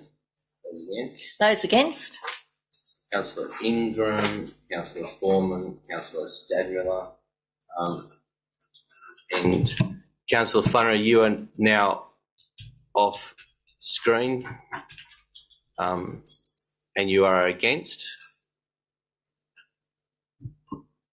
Yes, you're against. Thank you. That is 6 for it, so it has been passed. 7-4, pardon me. So the motion is carried. Thank you. We'll move on now to 12.6, 2209, the cash and investment report for the 30th of April 2022. And we have the recommendation that we receive the statement of cash and investments as at the 30th of April 2022. Do I have a mover? Thank you, Councillor Ingram. Do we have a seconder? Councillor Armstrong? Councillor Fitzgerald, did you want to make a comment? I think I'm interpreting your voice isn't too good. Is that what you're saying? Thank you. Anybody, any comments? I'll put it to the floor. Those in favour? Unanimous. Thank you. Carried. Thank you, councillors. We'll move on to 12.7, 2210, outstanding rates and charges and sundry debtors reports. And the recommendation is that we receive and note the report. So moved. Councillor Stadmiller, thank you. Seconded by Councillor Foreman. Any discussion? I'll put it to the floor then. Those in favour? We're missing Councillor Flannery, I think, are we? I'm sorry, Councillor Flannery, are you still online? Yes, you're for. Thank you. Thank you. All right, I think that's unanimous. Thank you. If we move over to 2211, and that's a Graymont VPA question, and the recommendation is that Council receive and note the report. So moved. Thank you, Councillor Stadmiller, and seconded by Councillor Ingram. Any discussion, questions, comments? Not. I'll put it to the floor. Those in favour? Unanimous. Unanimous. Thank you. Moving on to, yes, I'm on the right page, 12.9, 2212, that's the Reconnecting Regional New South Wales Community Event Fund. And the recommendation is that Council authorise the GM to approve the final list of events for the Reconnecting Regional New South Wales Community Event Fund following consultation with the community. Councillor Stadmiller. Okay, Councillor Stadmiller moved and Foreman seconded. A question, Councillor Flannery. Question, Madam Mayor, thank you. A couple of questions, and I don't know whether the GM can answer them, Madam Mayor, or perhaps other councils or even can help. But whilst there's commentary in there about the wired labs, there's also Margaret's House, which supports homeless women, and a group of principally the former Young Shire councillor ladies supervised. I've got concerns only at a superficial level, I guess, that we're targeting one organisation when I think there's a number out there that do very good work and that we should consider funding. And also the youth program. I do think that 80,000, which I gather is to the wages and on costs associated with one staff member, may be better utilised through the numerous youth programs around the council. I'd just like some feedback on those two particular items, please. Through you, Madam Mayor, our Executive Manager Destination and Customer will speak to. Thank you, Councillor. Through you, Madam Mayor. Councillor Flannery, in relation to your questions or comments, we've just put through a recommendation of things that we could do, events that we could look at and support. So that can be changed. And we have said following consultation with the community. So we just haven't had the time to properly consult with the community. So that's why we've, I guess, written the recommendation as we have, because the application has to be submitted prior to the 24th of June, which would be before our next council meeting. In relation to the youth suggestions, that is not for wages. We have a fully funded youth officer. That is just a program of events. Okay, thank you. Thank you. Any other questions? Just one for General you, Manager, if I may, Mayor.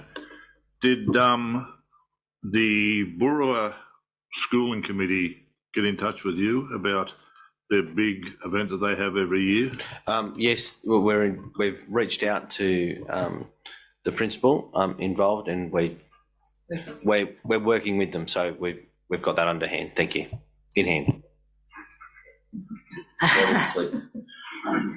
And this is a special grant that we have just received. That's what this is involved with. Councillor Armstrong. Councillor Armstrong. Thank you, Madam Mayor. Just a question in regard to some of the activities that are listed there, including bubble soccer, skating, archery and rock climbing. I noticed that allocation of 20 grand. I'm just wondering whether we require approval from our insurers before we actually undertake any of those activities to make sure that they're actually activities that fall within the scope of our insurance policy? Through you, Madam Mayor. Thank you, Councillor Armstrong. We have had these events or these activities held before, and they did pass through our insurer. The activity provider also has their own insurance, so we believe that that is covered via council and the activity provider. Thank you. And I just have a question. After consultation, I take it before the final decision is made, that will be taken into account. Thank you. All right. I think if there are no further questions, is there a question? No? Councillor Mackie, you have your hand up on the screen. Is that for purpose? Well, it wasn't really, but while I'm here, just with that section that Councillor Flannery made mention of, the Wide Lab, how do charities, how are they determined? Like who says, okay, that's where we think we might like to put some money?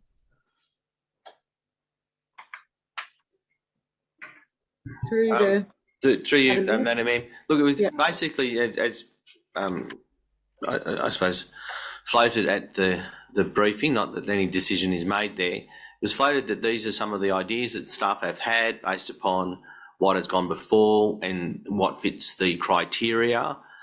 These were just mooted ideas, and certainly we welcome ideas, which is why we left the resolution open to have those further discussions for things that may emerge. And we'd be contacted and then have a look at that. And obviously we would then appraise councillors of these are some of the things that have come up. Thank you. Thank you. There are no more half hands. I'll put it to vote. Those in favour of... I think it's Councillor Mackie. Is your hand up? Yes, it is. Unanimous. Thank you. Now we have dealt with the Burrua Gaylong Rail Trail, so we'll turn to the next one, 12.11.2214, and that's the public exhibition of the draft Hilltops Community Strategic Plan 22-23. The draft Hilltops Council Delivery Program 22-26 and accompanying integrated planning and reporting documents. The recommendation is in front of you. Do I have a mover? Madam thank you, Councillor Ingram. Do we have a seconder? And Councillor Piper. Councillor Ingram. I was just wondering, in regard to consultation with the community on all these matters, do we have any idea when that's going to take place? I noted a later item in the agenda is the waste community engagement strategy, and there's a list of dates there and times for meetings that someone is going to go and meet with the community in regard to the waste. Are the community going to be consulted in the same manner with these items, or is it a different arrangement? Are we just going to say to the community, respond to us, or are we going out there? No, through you, Madam Mayor. Obviously, that councillors may recall there was a motion that was resolved at the last meeting that asked for a timetable. There is a proposed timetable, and when we get to that item, we do note that we had scheduled something for a public holiday, so that may have to be obviously be reviewed.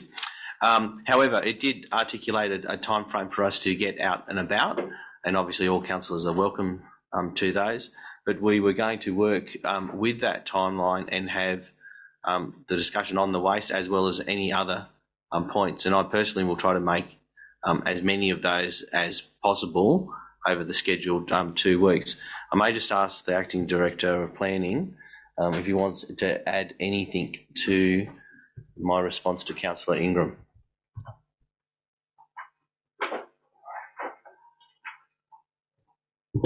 Through the Mayor. The conversations we're going to have with the community we're meant to start if you endorse the document on Friday and go through till about the 24th of June. The engagement strategy that was released gave you a summary of how that would be approached, but didn't give a lot of detail about specific events and the timing of those things and what will be delivered. We've been building that over the last 3 or 4 days in time to have that available for Friday. And that includes a series of things, including, of course, the media releases, updating our website, making sure there's availability of information at different locations, set of interviews available with relevant staff over that period as well, some frequently asked questions sessions as well on those, and a range of other things. So that whole calendar is being built at the moment, and you'll see more of that over the next few days. Thank you very much. I'll be interested to see the response numbers. Thank you. Yeah, I think we all will, Councillor Ingram. Any more questions? Then I'll put it to the vote. I'll put it in the vote. Those in favour?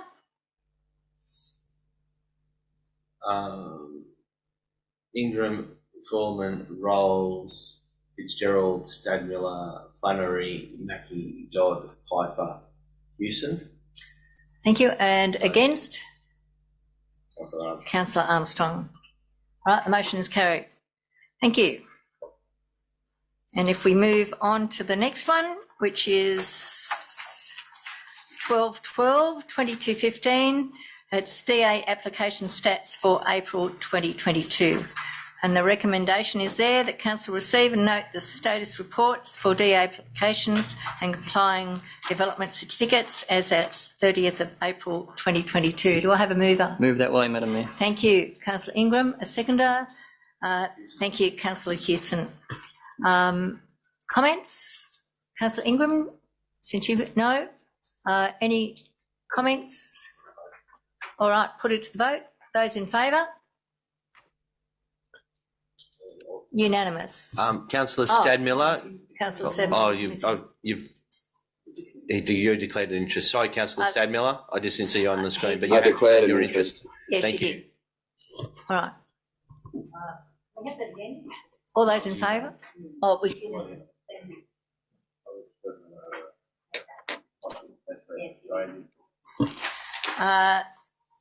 12/13/2216, application to modify development consent, DA 2020/0256, Eden BRAE QUARRY, anniversary date, traffic management and increase quarry product dispatch. And we have the recommendation before you. I'm sure you don't need me to read the whole lot. Can I have a mover? Do I have a mover? Thank you, Councillor Dodd. A seconder? Councillor Hewson. All right. Councillor Dodd, do you want to speak for it? I guess I have a question. It seems like it is just bringing in line this application with the application that's gone from Tilt before, and so it's really just making sure those two documents agree. Is that? That is my understanding. I will pass to the Acting Director of Planning to talk to that through you, Madam Mayor.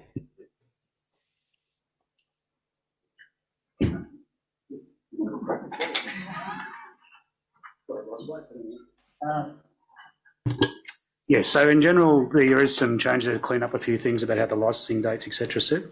There was some further work to be done in regard to looking at the dispatch limits. You'll notice the last point there about 55 trucks per day to 75.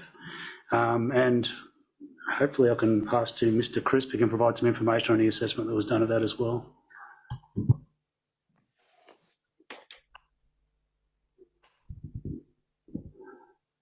Am I on? Yep. The assessment part, we're looking at an increase of around 20 trucks a day. I think that's about 2 an hour, roughly, on a shift. They're travelling over only a 3 kilometre section of road on Dalton Road. They're going out of gate, running down the road 3 k's, and then they're running back into their development area. So, sorry, and then there's also the matter of they're actually rebuilding or rebuilt that section of road as well, and that must be monitored throughout the life of the construction phase. So that was basically that's our methodology of assessment. The road's also got massive capacity to take any vehicles. We're probably up to 500 vehicles a day, and we're looking around the 180 mark. So the impact is negligible with what we have in place. And bear in mind too, and I'll reinforce it again, they are looking after that section road that these vehicles are running over. Thank you. And I also take it will mean that the project will be finished more quickly. Councillor Flannery, followed by Councillor Ingram. Question for Mr. Crisp. Could he clarify what he means by they are looking after the section of road they'll be running after? Number one. Number two, how did they get the figures so wrong? This is a 36% increase on a daily dispatch. I mean, that they can't be that far out with our calculations. If they've had to work out how to build a wind farm, surely they can do their maths on trucks. Answer the second question. I can't answer that one. That's more a matter for the wind farm development, unless Mr. Rowland can provide some intel on that one. I have nothing in regards to that matter, other than the request was to increase the number, why that happened, and if there was any variation or problem with the original information provided. What we have now in front of us has been assessed to its full context. So assuming that there was a mistake with that might not be quite the best way to put it. Thank you. Councillor Ingram. No, I haven't. Just the first part of the question was what did Mr. Chris mean by they are looking after that section of the road? The development is under state significant development, and part of that, one of the consents was they have to rebuild and maintain, and that's what they'll be doing over these sections. So that's occurring over the full length of Rye Park Road, Dalton, and the 6 kilometre section over Grassy Creek, as well as the Burrurah Pass. So they'll look after that road. When they have completed construction, the road will be back to, for want of a better way of putting it, a new state, or do they fix the road before they use it, and then whatever state it's in at the end is our problem? They fix the road now, they bring it up to a certain state, they'll monitor it, they'll do a condition assessment on that road, and they'll monitor and keep it up to that level throughout the construction phase. And at the end, council will sign off that they're happy with the state of the road. Yeah, that's correct. Thank you. Thank you. Councillor Ingram. Yeah, it's on the same matter. This is, when we talked about this one, there's another quarry application coming up, exactly the same, to increase their heavy vehicle loads out, and I note in the report where it says 33%, well, I don't know who wrote that report, and I'm only a touring contractor, but it's 36% increase in the number of trucks they want to put on the road.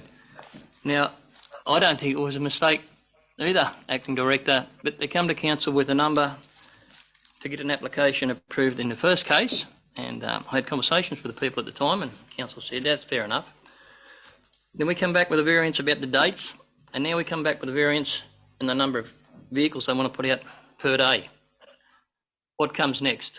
The matter of the road and the condition of the road being upgraded now and being brought back up to standard when they're finished. In history would tell us that local government has probably been too trusting with some of these developers, because that's not always the case. So I won't be supporting this on the sheer fact that not long ago we gave approval for a DA application, and here we are looking at amendments already to increase their vehicles on the road by 36%. Thank you. Thank you. Councillor Ingram. Councillor Mackie, then Fitzgerald. I just want a quick clarification. I'm sure it's just a typo, but it says Flakeney Creek as opposed to Blakeney Creek, unless I'm wrong.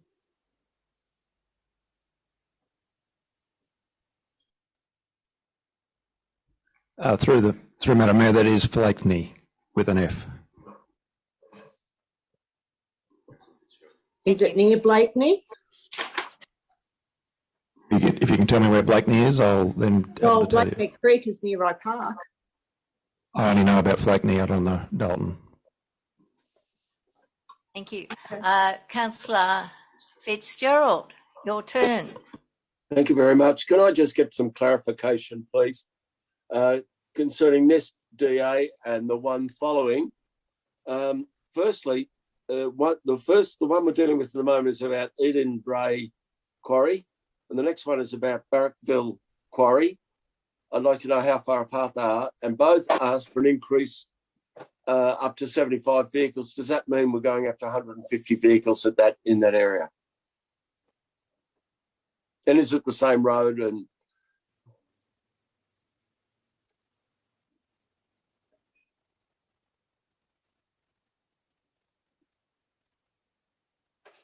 Who is going? So with the manager, Civil Works will answer the location question and then the question about truck movements. Yes, and will be answered. Thank you, Councillor Fitzgerald. Thank you.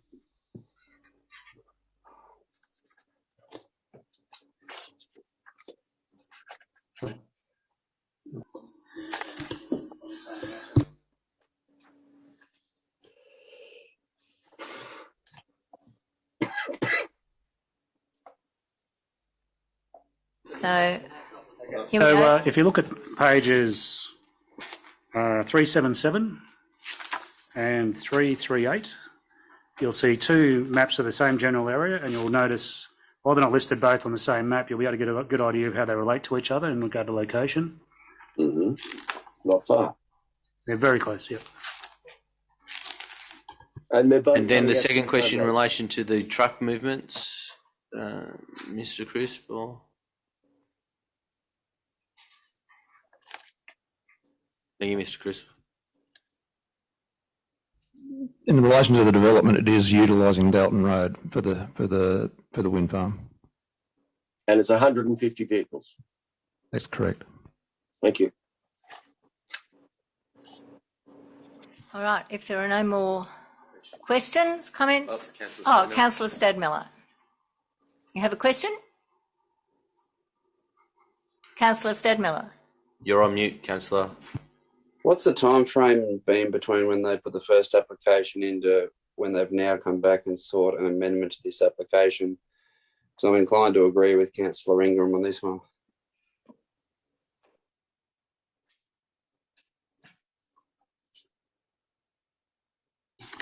The development was approved back in 2021. So I think that was, here we go, August 2021 it was granted consent. So it's only, 9 months ago. Thank you. No further comments, questions. I'll put to the floor. Those in favour? As it's a development application, we have Councillor Rolls for, Councillor Forum for, Councillor Fitzgerald for, Councillor Mackie for, Councillor Dodd for, Councillor Piper for, Councillor Hewson for. So that's 6. Yeah, it's 7. 7? Yep, those against. And against? They need to be recorded as development. Okay. Councillor Ingram is against, Councillor Armstrong, Councillor Flannery and Councillor Stadmiller. Passed. Okay, thank you. The motion is passed. If we turn to the next one, which is 12, 14, 22, 17, and we've had a bit of a discussion about this already. Application to modify development consent, DA 2020-0257 for the Barrackville Quarry to do with anniversary date, traffic management and increased quarry product dispatch. Once again, the recommendation is in front of you. Do I have a mover? Thank you. And a seconder?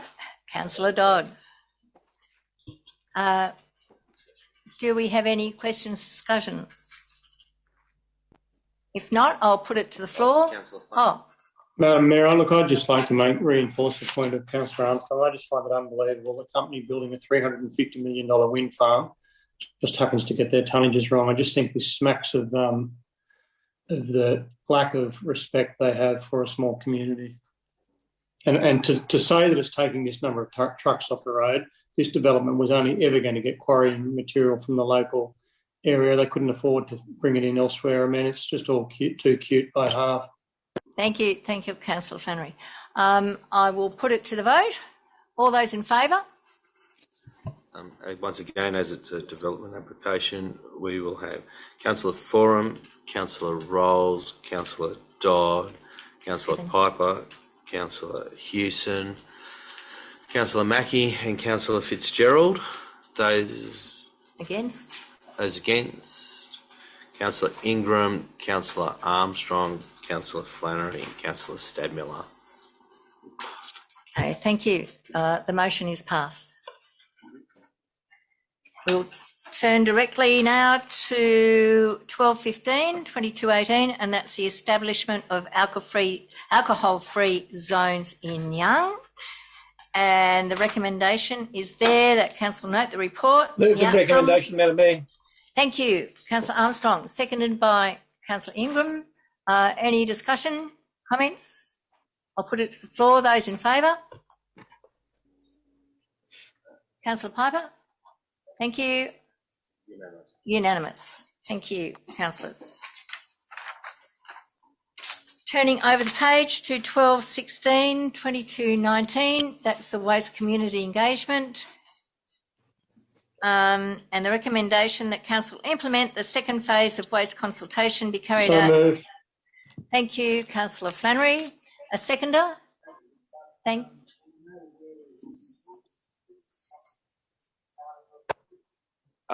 in halls. Through you, Madam Mayor, our intent is to hold it in the halls wherever possible, and obviously consultation with any community groups where those halls may not be available. Once that consultation has happened, this is obviously a draft timetable.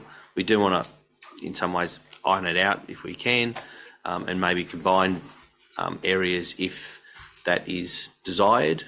We're flexible. We want to get the complete coverage of all of the localities, and we will work with community groups to ensure that they have the opportunity to be heard. Councillor Flannery and then Councillor Stadmiller. Thank you, Madam Mayor, and thank you to staff for putting together this list. Look, it's good to see that some effort has been put into engaging with the community. I am probably of the opinion timeframes generally of 4 o'clock, 4:30 in the afternoon might give more people the opportunity to get to some of these meetings. Just to comment on that, I just look at the times and think, oh, you might be lucky to get many people at these times.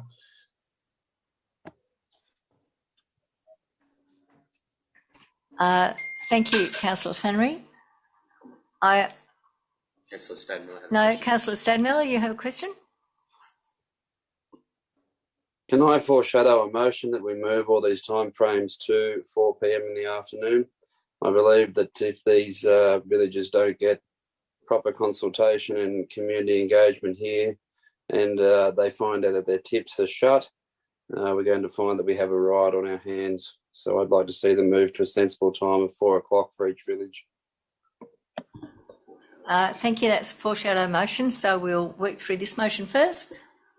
Could I just make a note on Councillor Stadmiller's point, and it's a pertinent point. The only thing I noticed looking straight away down is the dates. There's more than one meeting assigned to each day.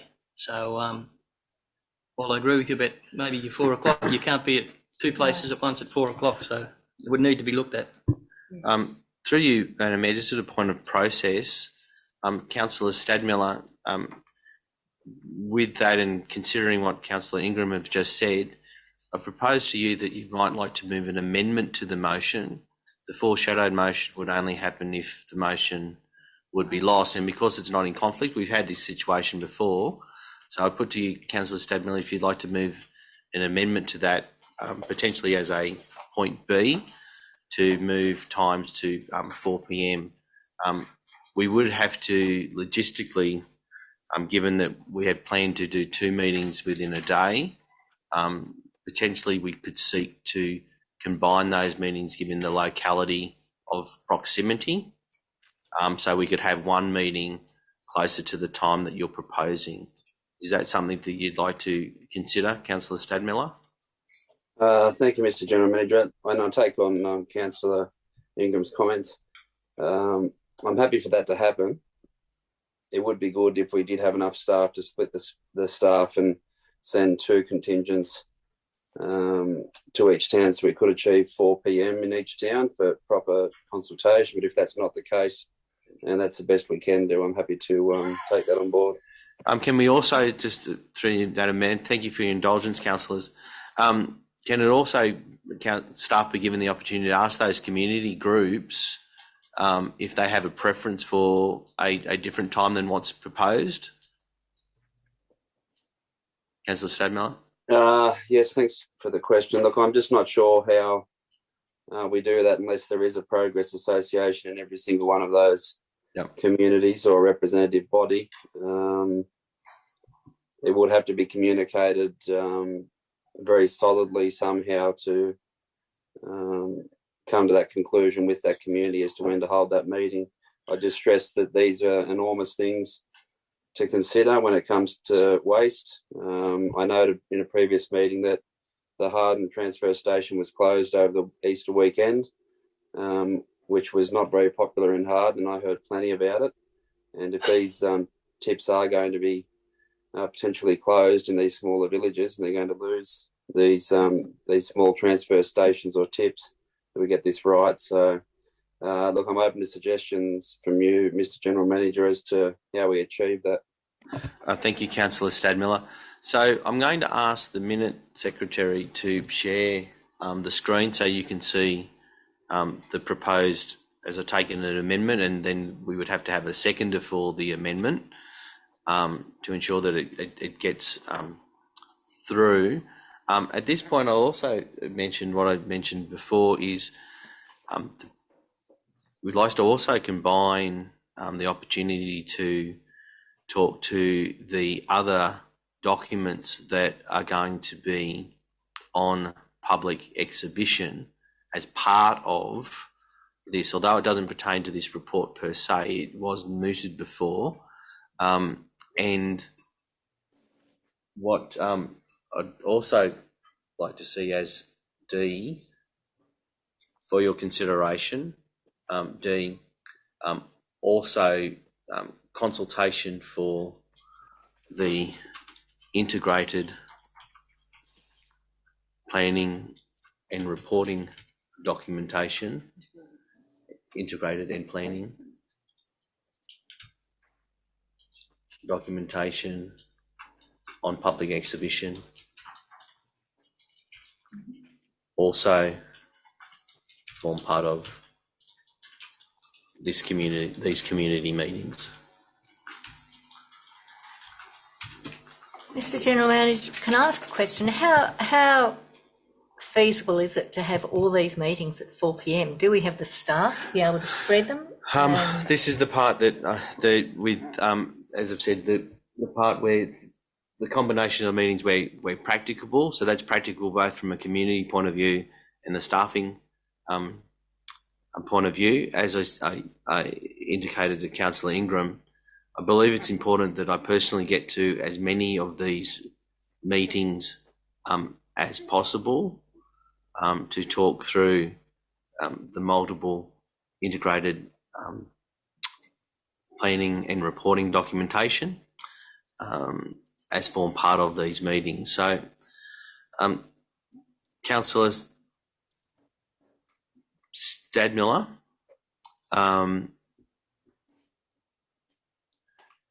your consideration of this and any recommendations on wordings on your proposed amendment, please make comment.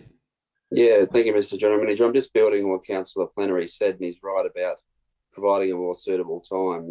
A 10 a.m. start isn't particularly amenable to your working person to attend a meeting like this, which is going to impact one of the three main things we deliver in local government, which is rubbish or a component of rubbish. So I'm happy enough with that, and I'm happy enough for that to go to a vote. Thank you, Councillor Stadmiller. There's a question from Councillor Dodd. I have a comment, and that is that if you had, as a lot of the smaller communities are closer together, if you had an earlier meeting in the day, that would allow people who don't like to go out in the evening, who might be at home, who have children at school, to go to the earlier meeting. And then if you had a later meeting, it would allow people who work maybe get there at 4 o'clock. So I propose that maybe a combination of the two rather than just going to all meetings at 4 o'clock, because it won't suit everybody. It's always, through you, Madam Mayor, there's always going to be an issue with the time chosen. The practical issue that I see with having two meetings is the allocation of staff to be present at that meeting. You're doubling the amount of downtime downtime is not the right word, but the time spent on this consultation in that mix. So I take your point. I just think from a practical point of view, it's going to be very difficult to run two. No, for example, keeping the times that are there, but for example, one would be in the Burraboo would be, I don't know, what are two that are close together? Rye Park's in the morning and then Frogmore's in the afternoon, or the other way around, so that you're not having more meetings, you're not adding to the number of meetings, you're just changing the times. It's actually I think if you look, you've worked that a bit, haven't you? We have There's a worked. morning and an afternoon one. Yeah, we can.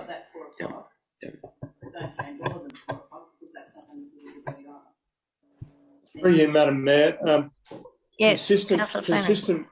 Consistent with modern society, I think we need to look at multiple forms of media to get across. Now, I think village meetings and community meetings are by far and away the best way to go to the nub of the people and say to them, these are the issues, the cost, tip remediation. EPA expectations have increased significantly since tips were opened many years ago. We've got to deal with all those legacy issues, and it's going to cost the community money. We have got to be upfront with them and say what the issues that we are facing going forward. Plastic waste is a huge problem. Recycling is a good idea, but it's expensive. We go out to these community meetings, tell them what is the case, but we also need to get on a digital format what we are proposing and how it's going to affect everyone, so that can be either downloaded or emailed to the village associations for presentation and meetings. I think whilst I commend this whole program, we've also got to be pretty multifaceted about it and make sure that I would think if we're going to have two meetings a day anywhere, it should be in Harden, Burra and Young. We maybe have a morning and an afternoon session, so that if people can't make, we make it clear to the village people that if they can't make any of their local meetings, that there will be meetings on in the townships, and perhaps those ones should be even later at, say, 6 o'clock. I don't want to turn this into being overly complicated, but it is going to have a significant impact on the ratepayers over time. Any comment? Look, as I thank councillors for acknowledging the logistics for the amount of villages that we have. It is logistic. To have the combination, it is something that there are two parts. The waste strategy in and of itself doesn't have a timeline per se, so we're discussing one element. However, the integrated planning and reporting documentation does, and we'll practically work through that. I think at this point, Councillor Stadmiller, I'll throw to you. With this, given the discussion that you've heard, is this an amendment that you'd like to put forward to be? Could I make a comment, Mr. General Manager, just for Councillor Stadmiller? And yes. Councillor Stadmiller may agree or not, but I think item C sort of covers it off. We could use that as a combination of meetings where practical. I think that would cover the base of those being organised, but I'll leave that to Councillor Stadmiller. Councillor Stadmiller, are you still satisfied that this is the amendment that you'd like to put forward? Yeah, look, I can see what Councillor Flannery's saying there about 6 o'clock for some of the meetings, and especially Gaylong, which is one of the main meetings that he goes to as well, and he understands that community. So where practicable, they could be left up to the general manager's discretion to move a meeting to 6 p.m. to make sure that that happens. So to move this along and get this through, I'm just happy to go to a vote and common sense prevail, and we deal with it. Thank you. So is there a seconder for Councillor Stadmiller's amendment? Councillor Ingram has seconded it. So we put the amendment to become the motion, and then we debate the motion, Madam Mayor. So excuse me, are we taking out B? So no, what we're doing is the intent, as I understand it, as put forward by Councillor Stadmiller and seconded by Councillor Ingram, is for all intensive purposes we aim for 4 o'clock. However, the practical application, whether it be staffing, community, attention, C does not contradict B. B is what we'd like to do.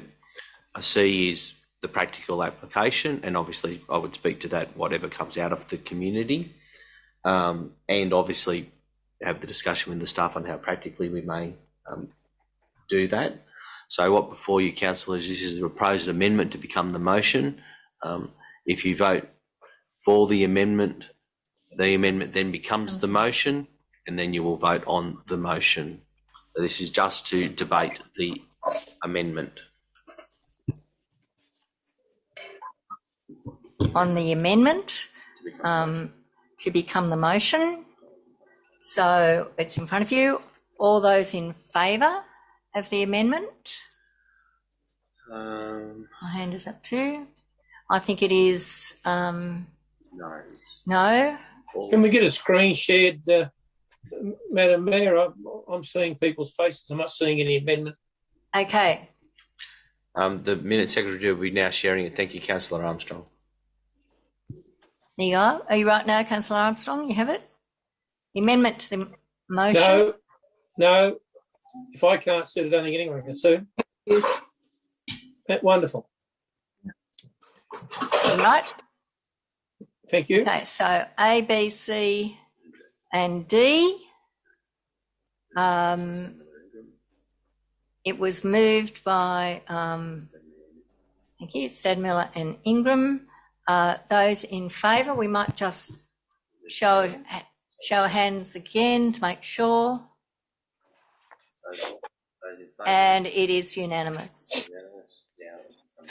So we have voted on the amendment, and now we vote on the motion. Thank you for your patience. So the motion that we were voting on, can we have that up? There it is. So once again, we have it in front of us. All those in favour? Thank you. Unanimous. Thank you. All right, if we move on to 12/17/2020, this is the Works Report. Happy to move with a couple of questions, Madam Mayor. Thank you, Councillor Ingram. Can I have a seconder? Thank you, Councillor Dodd. Councillor Ingram. Thank you, Madam Mayor. A few questions in regard to, guess what, the gravel resheeting. And my questions would probably be to Mr. Crisp. The first question I have is a general one, is have we got a cost of how much it is per kilometre for gravel resheeting? And I know we'll have the answer to this because it's been taken on notice before.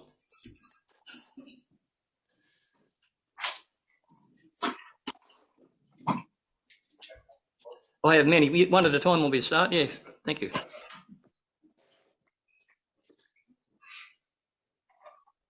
Through Madam Mayor, we budget between $16 and $20 a linear metre. Kilometre? You multiply that out, so it's about 20,000 per K. How much per K? 20,000. 20,000. Thank you. Okay. Right. Okay. So my next question is then, given that costing, in the last 12 months, or leading up to, I'll go to end of March report that came to council, and allowing for the 8.6 kilometres that was done between early June and July 21 into 22, and cut that in half to 4.3. We did 10.9 kilometres of gravel resheeting. In the March quarterly update, we were told we'd spent $125,000. That doesn't really equate to $20,000 per kilometre, so I'm not too sure about the costings or how we're going there. Any comment just on that point? Mr. Crisp. Through Madam Mayor, no, I can't really comment on that with the correlation between the cost and production. So we'll have to have a little bit more look at just what's going on. Well, I'll just make a point and then I'll move on it. On your costings, given on what was done, the costing should have been $220,000. So we were reported $125,000. So you wonder when I have some concerns about some numbers, and that's one thing. So we move on from there to the next point. And I now notice, I don't know whether someone new is writing the reports up or not, but we've got some new terminology in the report, councillors, on page 430. We're prep for resheeting. I've been back through numerous business papers in 12 months, and the terminology's never been used before. Now, we all know you have to do some grading and some work for resheeting, and that's fine. The first question is, why is it listed there, prep for resheeting, when we have the next page is the gravel resheeting program works? I understand that road maintenance grading and gravel resheeting come out of two different buckets. So why are we using the terminology there, and which bucket is it coming out of? Is this a new thing? Through Madam Mayor, no, it's not a new thing. We're just doing preparation work in lieu of, or in advance of the gravel resheeting program. So we're just basically getting the road ready, we're getting the mitre drains cleaned out, we're just getting it ready to be for the next wave of trucks and materials once they're available to come in and then do the resheeting work. So we're trying to get a bit ahead of schedule so we can just get some synergies with what we're doing. So it's just a new way of reporting it? Correct. Where's the finance coming for it? I will have to take that one on notice. It should be coming out of the resheet, but I would like to just check that. You take it on notice because the question will be coming back next month. Exactly. Given that, and at a workshop only this past week, when we spoke about gravel resheeting, your words were that you were confident that you would spend 70% of the funding for the gravel resheeting. Given that budget was $1,038,000, and up until March was $125,000. And we've did a bit since then, so we've done 5.8K, so another $60,000 or $70,000. So let's round it off to $200,000. To achieve the $726,000, which would be 70% of that funding, you've got to spend another $500,000. Given that till this point in time we've only managed to do 16.5Ks of gravel resheeting, how are you going to expend $500,000 in the last month to meet your 70% that you were confident of the other day? Through Madam Mayor, we've also got crews coming off jobs like Millvale Road and other capital works to focus on gravel resheeting, and we've also got the other two crews in the other two districts also coming to the fore to actually complete these works as well. So and at the moment our projections are still sitting around the 70% mark. That's music to my ears. I'm delighted to hear that we will have approximately another 40 kilometres of gravel resheeting done between now and the 30th of June. That's very positive news for everyone. Thank you. Thank you for your response. Madam Mayor, just a clarification while we have the boss up at the lectern. Do we have now gravel to do this? As of a couple of months ago, we only had a couple of truckloads.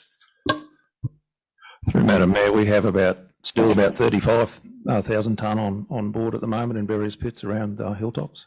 So we've got enough to carry us through at the moment, and we're still making some too. We've actually got this contractor on board, I'll just say, and he's been working with us in the last couple of months.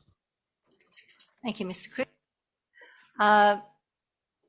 If there are no more questions. Just to clarify before I finish off, thank you, Madam Mayor, that it will come back to our meeting next month to clarify the inconsistency between $20,000 a kilometre for gravel resheeting as opposed to what's been reported in our budget figures, please.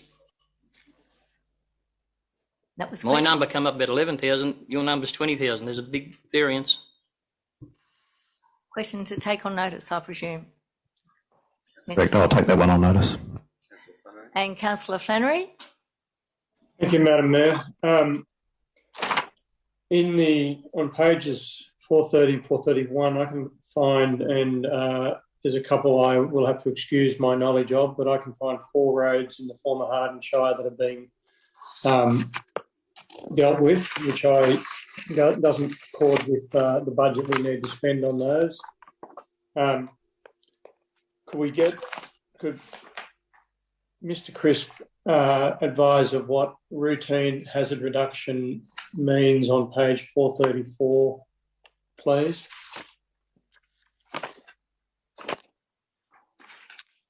And the details of work that is planned in Hardin Shire, and if I've missed anything, if there's any more than 4 roads there that are being dealt with as part of the unsealed road maintenance. I presume that is Hardin in Hilltops Shire. Am I correct in saying that? I said the former Hardin Shire. Through Madam Mayor, what we mean by hazard reduction is just purely shoulder mowing or slashing at this stage. Just getting any growth that we have got up, down, so then we can manage it through the spring. So what's the purpose of the hazard reduction? What hazard are we reducing against? We're just merely trying to get grass down, so then we can just keep it down through the early spring time when we can get onto some residual sprays.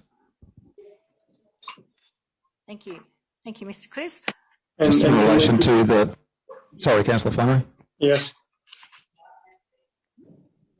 Just with your first question, just regarding the roads, are you looking under the gravel resheeting or the maintenance grade? Unsealed roads maintenance grading. There's and then unsealed road gravel resheeting. I'm referring to both. So you're looking at Broken Dam, Douglas Gap, Kringle Lane, if that's the Kringle Lane I'm thinking of at a number. They're the ones that you're looking at? Douglas Gap, Broken Dam are 2 that I've got ticked. I've got Back Jugeong Road ticked.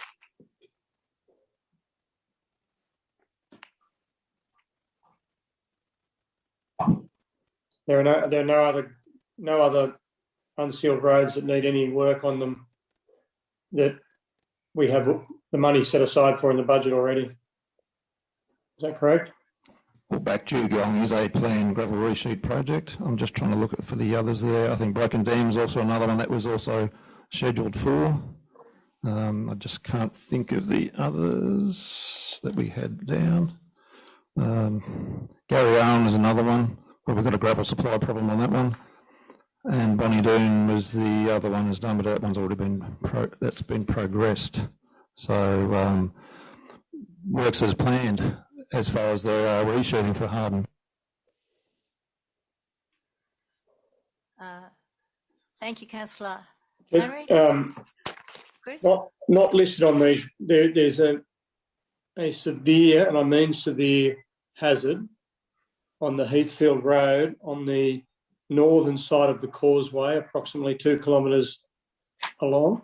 There would be it's so dangerous that all the vehicles are driving right around the edge and almost going off the edge of the causeway.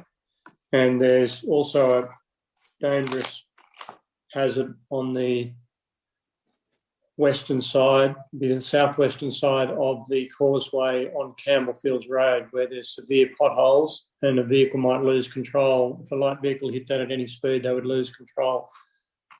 And I'm surprised there hasn't been an accident on the causeway on Heathfield Road. Thank you, Councillor Flannery. I'm sure that the staff are taking note. Well, I know they're taking note, and we'll look at those. Thank you for raising them. Councillor Stadmiller is next, and then Councillor Armstrong. Just a quick one, Madam Mayor. Just wondering what the current status is of the Gaylong to Bora Road, which cost in the vicinity of $6 or $7 million, funded mostly by federal government money, and whether that's operational or been commissioned yet, and if not, why? Just an explanation as to where that's up to, please.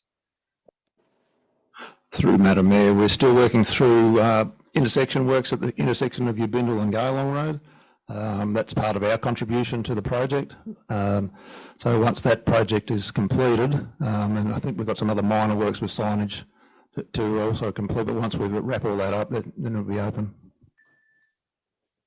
Madam Mayor, just on when you say working through it, I think, thank you, Councillor Flannery. I think Councillor Armstrong was next. Thank you, Madam Mayor. I'll be just a question probably to the Director. Does Council continue to undertake hazard inspections or asset inspections for its roads and footpaths? And secondly, the hydrant maintenance program, does that include stop valves as well?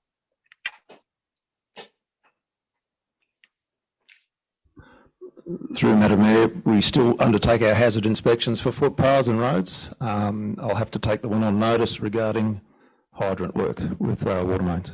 I assume it was water main work, Councillor Armstrong? Yeah, I just wondered whether stop valves are included with the hydrants, that's all. No, we'll have to take that one on notice. Councillor Flannery. Yes, just on the Gaylong Road that Councillor Stadmiller referred to, and which I think we both asked questions about at the last council meeting, and we were told there were intersection works, I can't remember the exact term that was used, that had to be done. I assume Mr. Crisp is referring to the pipes that are lying on the side of the road. Other than the pipes being dropped off, there is paint marks on the road which would indicate where the pipes need to be installed. Do we have a timeline for?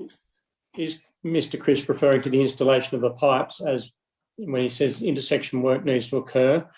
I note that was the first work that almost occurred on Gaylong Road was actually a resurfacing of the road from the Uvintal Lane intersection for approximately 1 kilometre heading north. Is there a reason why the pipes weren't installed before that resurfacing and building up of road work occurred? And do we have a timeline for the installation of those pipes? And should these pipes have been put in before that work occurred before? I think, through Madam Mayor, I think that the work you're talking about on Ubindal Road, on Gaylong Road, north of Ubindal, that was done before we had a detailed design carried out for the works. The pipes that we have there on Ubindal Road, they're scheduled for the next couple of weeks to be installed, but they're on a Sunday, so we're working in with mine to work in on their shutdown day, which only is a Sunday. So that's being scheduled in the next couple of weeks to fully install. Part of the works that we've got to do there is also just a widening of the whole area. So if a truck's sitting there wanting to turn in and someone's coming the other direction, there's a slip lane of some description to be built in there, just putting into layman's terms. So the whole intersection is being widened. The pipes that I'm referring to are sitting on Gaylong Road, and I said they're approximately a couple of 100 metres on the northern or northeastern side of the Uvintal Lane intersection. That was my only reference to the Uvintal Lane. That road was actually, I don't know whether capital money was spent on that road approximately 2 years ago. Why weren't the pipes and the widening done then? Through Madam Mayor, we just didn't have a design done at that stage 2-3 years ago when that first lot of work was done. So we didn't have the detail to do that work. Well, then why was any money spent on it? Thank you, Councillor Flannery. I think the staff have answered your questions. No. Why did we spend money on the road if we didn't have a design work for it then? It was just a straight pavement rehabilitation, so there wasn't anything involved. It was on a straight. It was a fairly simple process of what we achieved there. It was just the rest of the works needed larger upgrades and curve alignment and what have you. That's not my recollection. Thank you, Councillor Flannery. I think your question has been. It hasn't been answered, Madam Mayor. Council undertook work from the intersection of Staff have answered the question. Thank you, Council. They have not answered the question. Council undertook work from the Ubindal Lane to the Gaylong Cemetery entrance about 2 years ago. It's the exact same position we are now going to deal with. Put it in writing, Councillor Flannery. Yes, thank you, Councillor Flannery. It's a historical question. The staff have answered it, and I think it's time that we move on. And I'm going to thank you, Councillor Flannery. You are gagging the meeting. You are gagging the meeting. Thank you, Councillor Flannery. I'm going to put the recommendation. Councillor Ingram. I think you've got a compliment. I don't give a lot, as you gather, but I'm pleased to see our right hand and our left hand are coming together. Works planned for the 14th of May to the 10th of June. On page 433 says Chinaman Dam, undercover barbecue area construction, shelter tables and chairs to be installed. It wasn't very long ago at a workshop, I was told it was all finished and they were trying to reallocate some of the money that was left over. So I'm really pleased to see that we've all got together and realised that Chinaman's Dam is a long way from being finished. So it's very pleasing, Madam Mayor. Thank you, Councillor Ingram, and I'm sure we'll all enjoy barbecue. Thank you, Mr. Crisp. I will put it to the vote. Those in favour? I don't even know what it's doing about now. Thank you. Those against? Thank you. Thank you, councillors.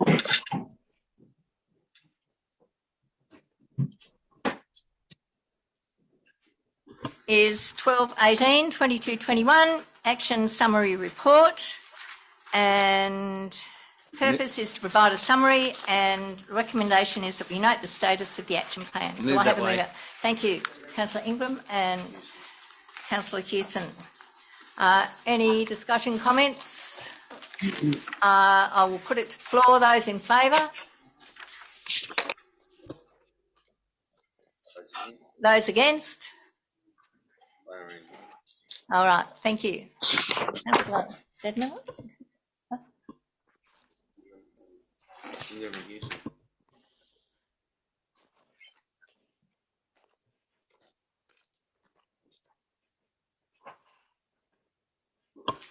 (12/19/22) correspondence, media releases and Office of Local Government circulars. Move the recommendation. Thank you. Move the recommendation. Thank you. Those in favour? All right. Those against? Unanimous, I think. No, against. Councillor Flannery, you were against that? No, I voted for it. Thank you. Not that it makes any difference.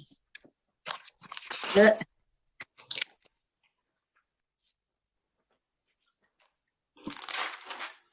We move to 12:20, committee reports requiring no action, and the recommendation is that we receive and note the minutes of the Advisory Committee and the Copperbella Wind Farm Community Committee. Can I have a mover? Thank you. Councillor Foreman, seconder. Councillor Dodd. Any comments, questions? No. Those in favour? Unanimous. Thank you.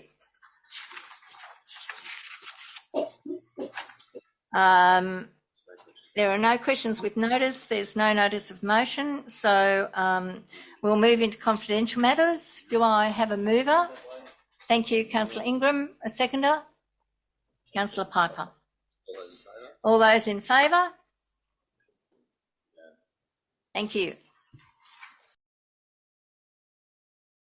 Through you, Madam Mayor, in confidential, item 15.2-2225, request for tender RFT 602 of 2022, Murrumburrah Precinct project. It was resolved to defer the matter and receive further information. In relation to item 15.3, 22/26, Barrackkvill Bridge funding, Council resolved to receive and note the report, to hand back any unspent funds, and D, delegate authority to the General Manager execute all necessary documentation associated with the Barrackkvill Bridge duplication project. Thank you, Madam Mayor. Thank you, Mr. General Manager. And that brings to conclusion our ordinary meeting agenda for the 25th of May 2022. Thank you, councillors, for your attendance and for your input. And I will declare the meeting closed at 7:43 p.m. Thank you.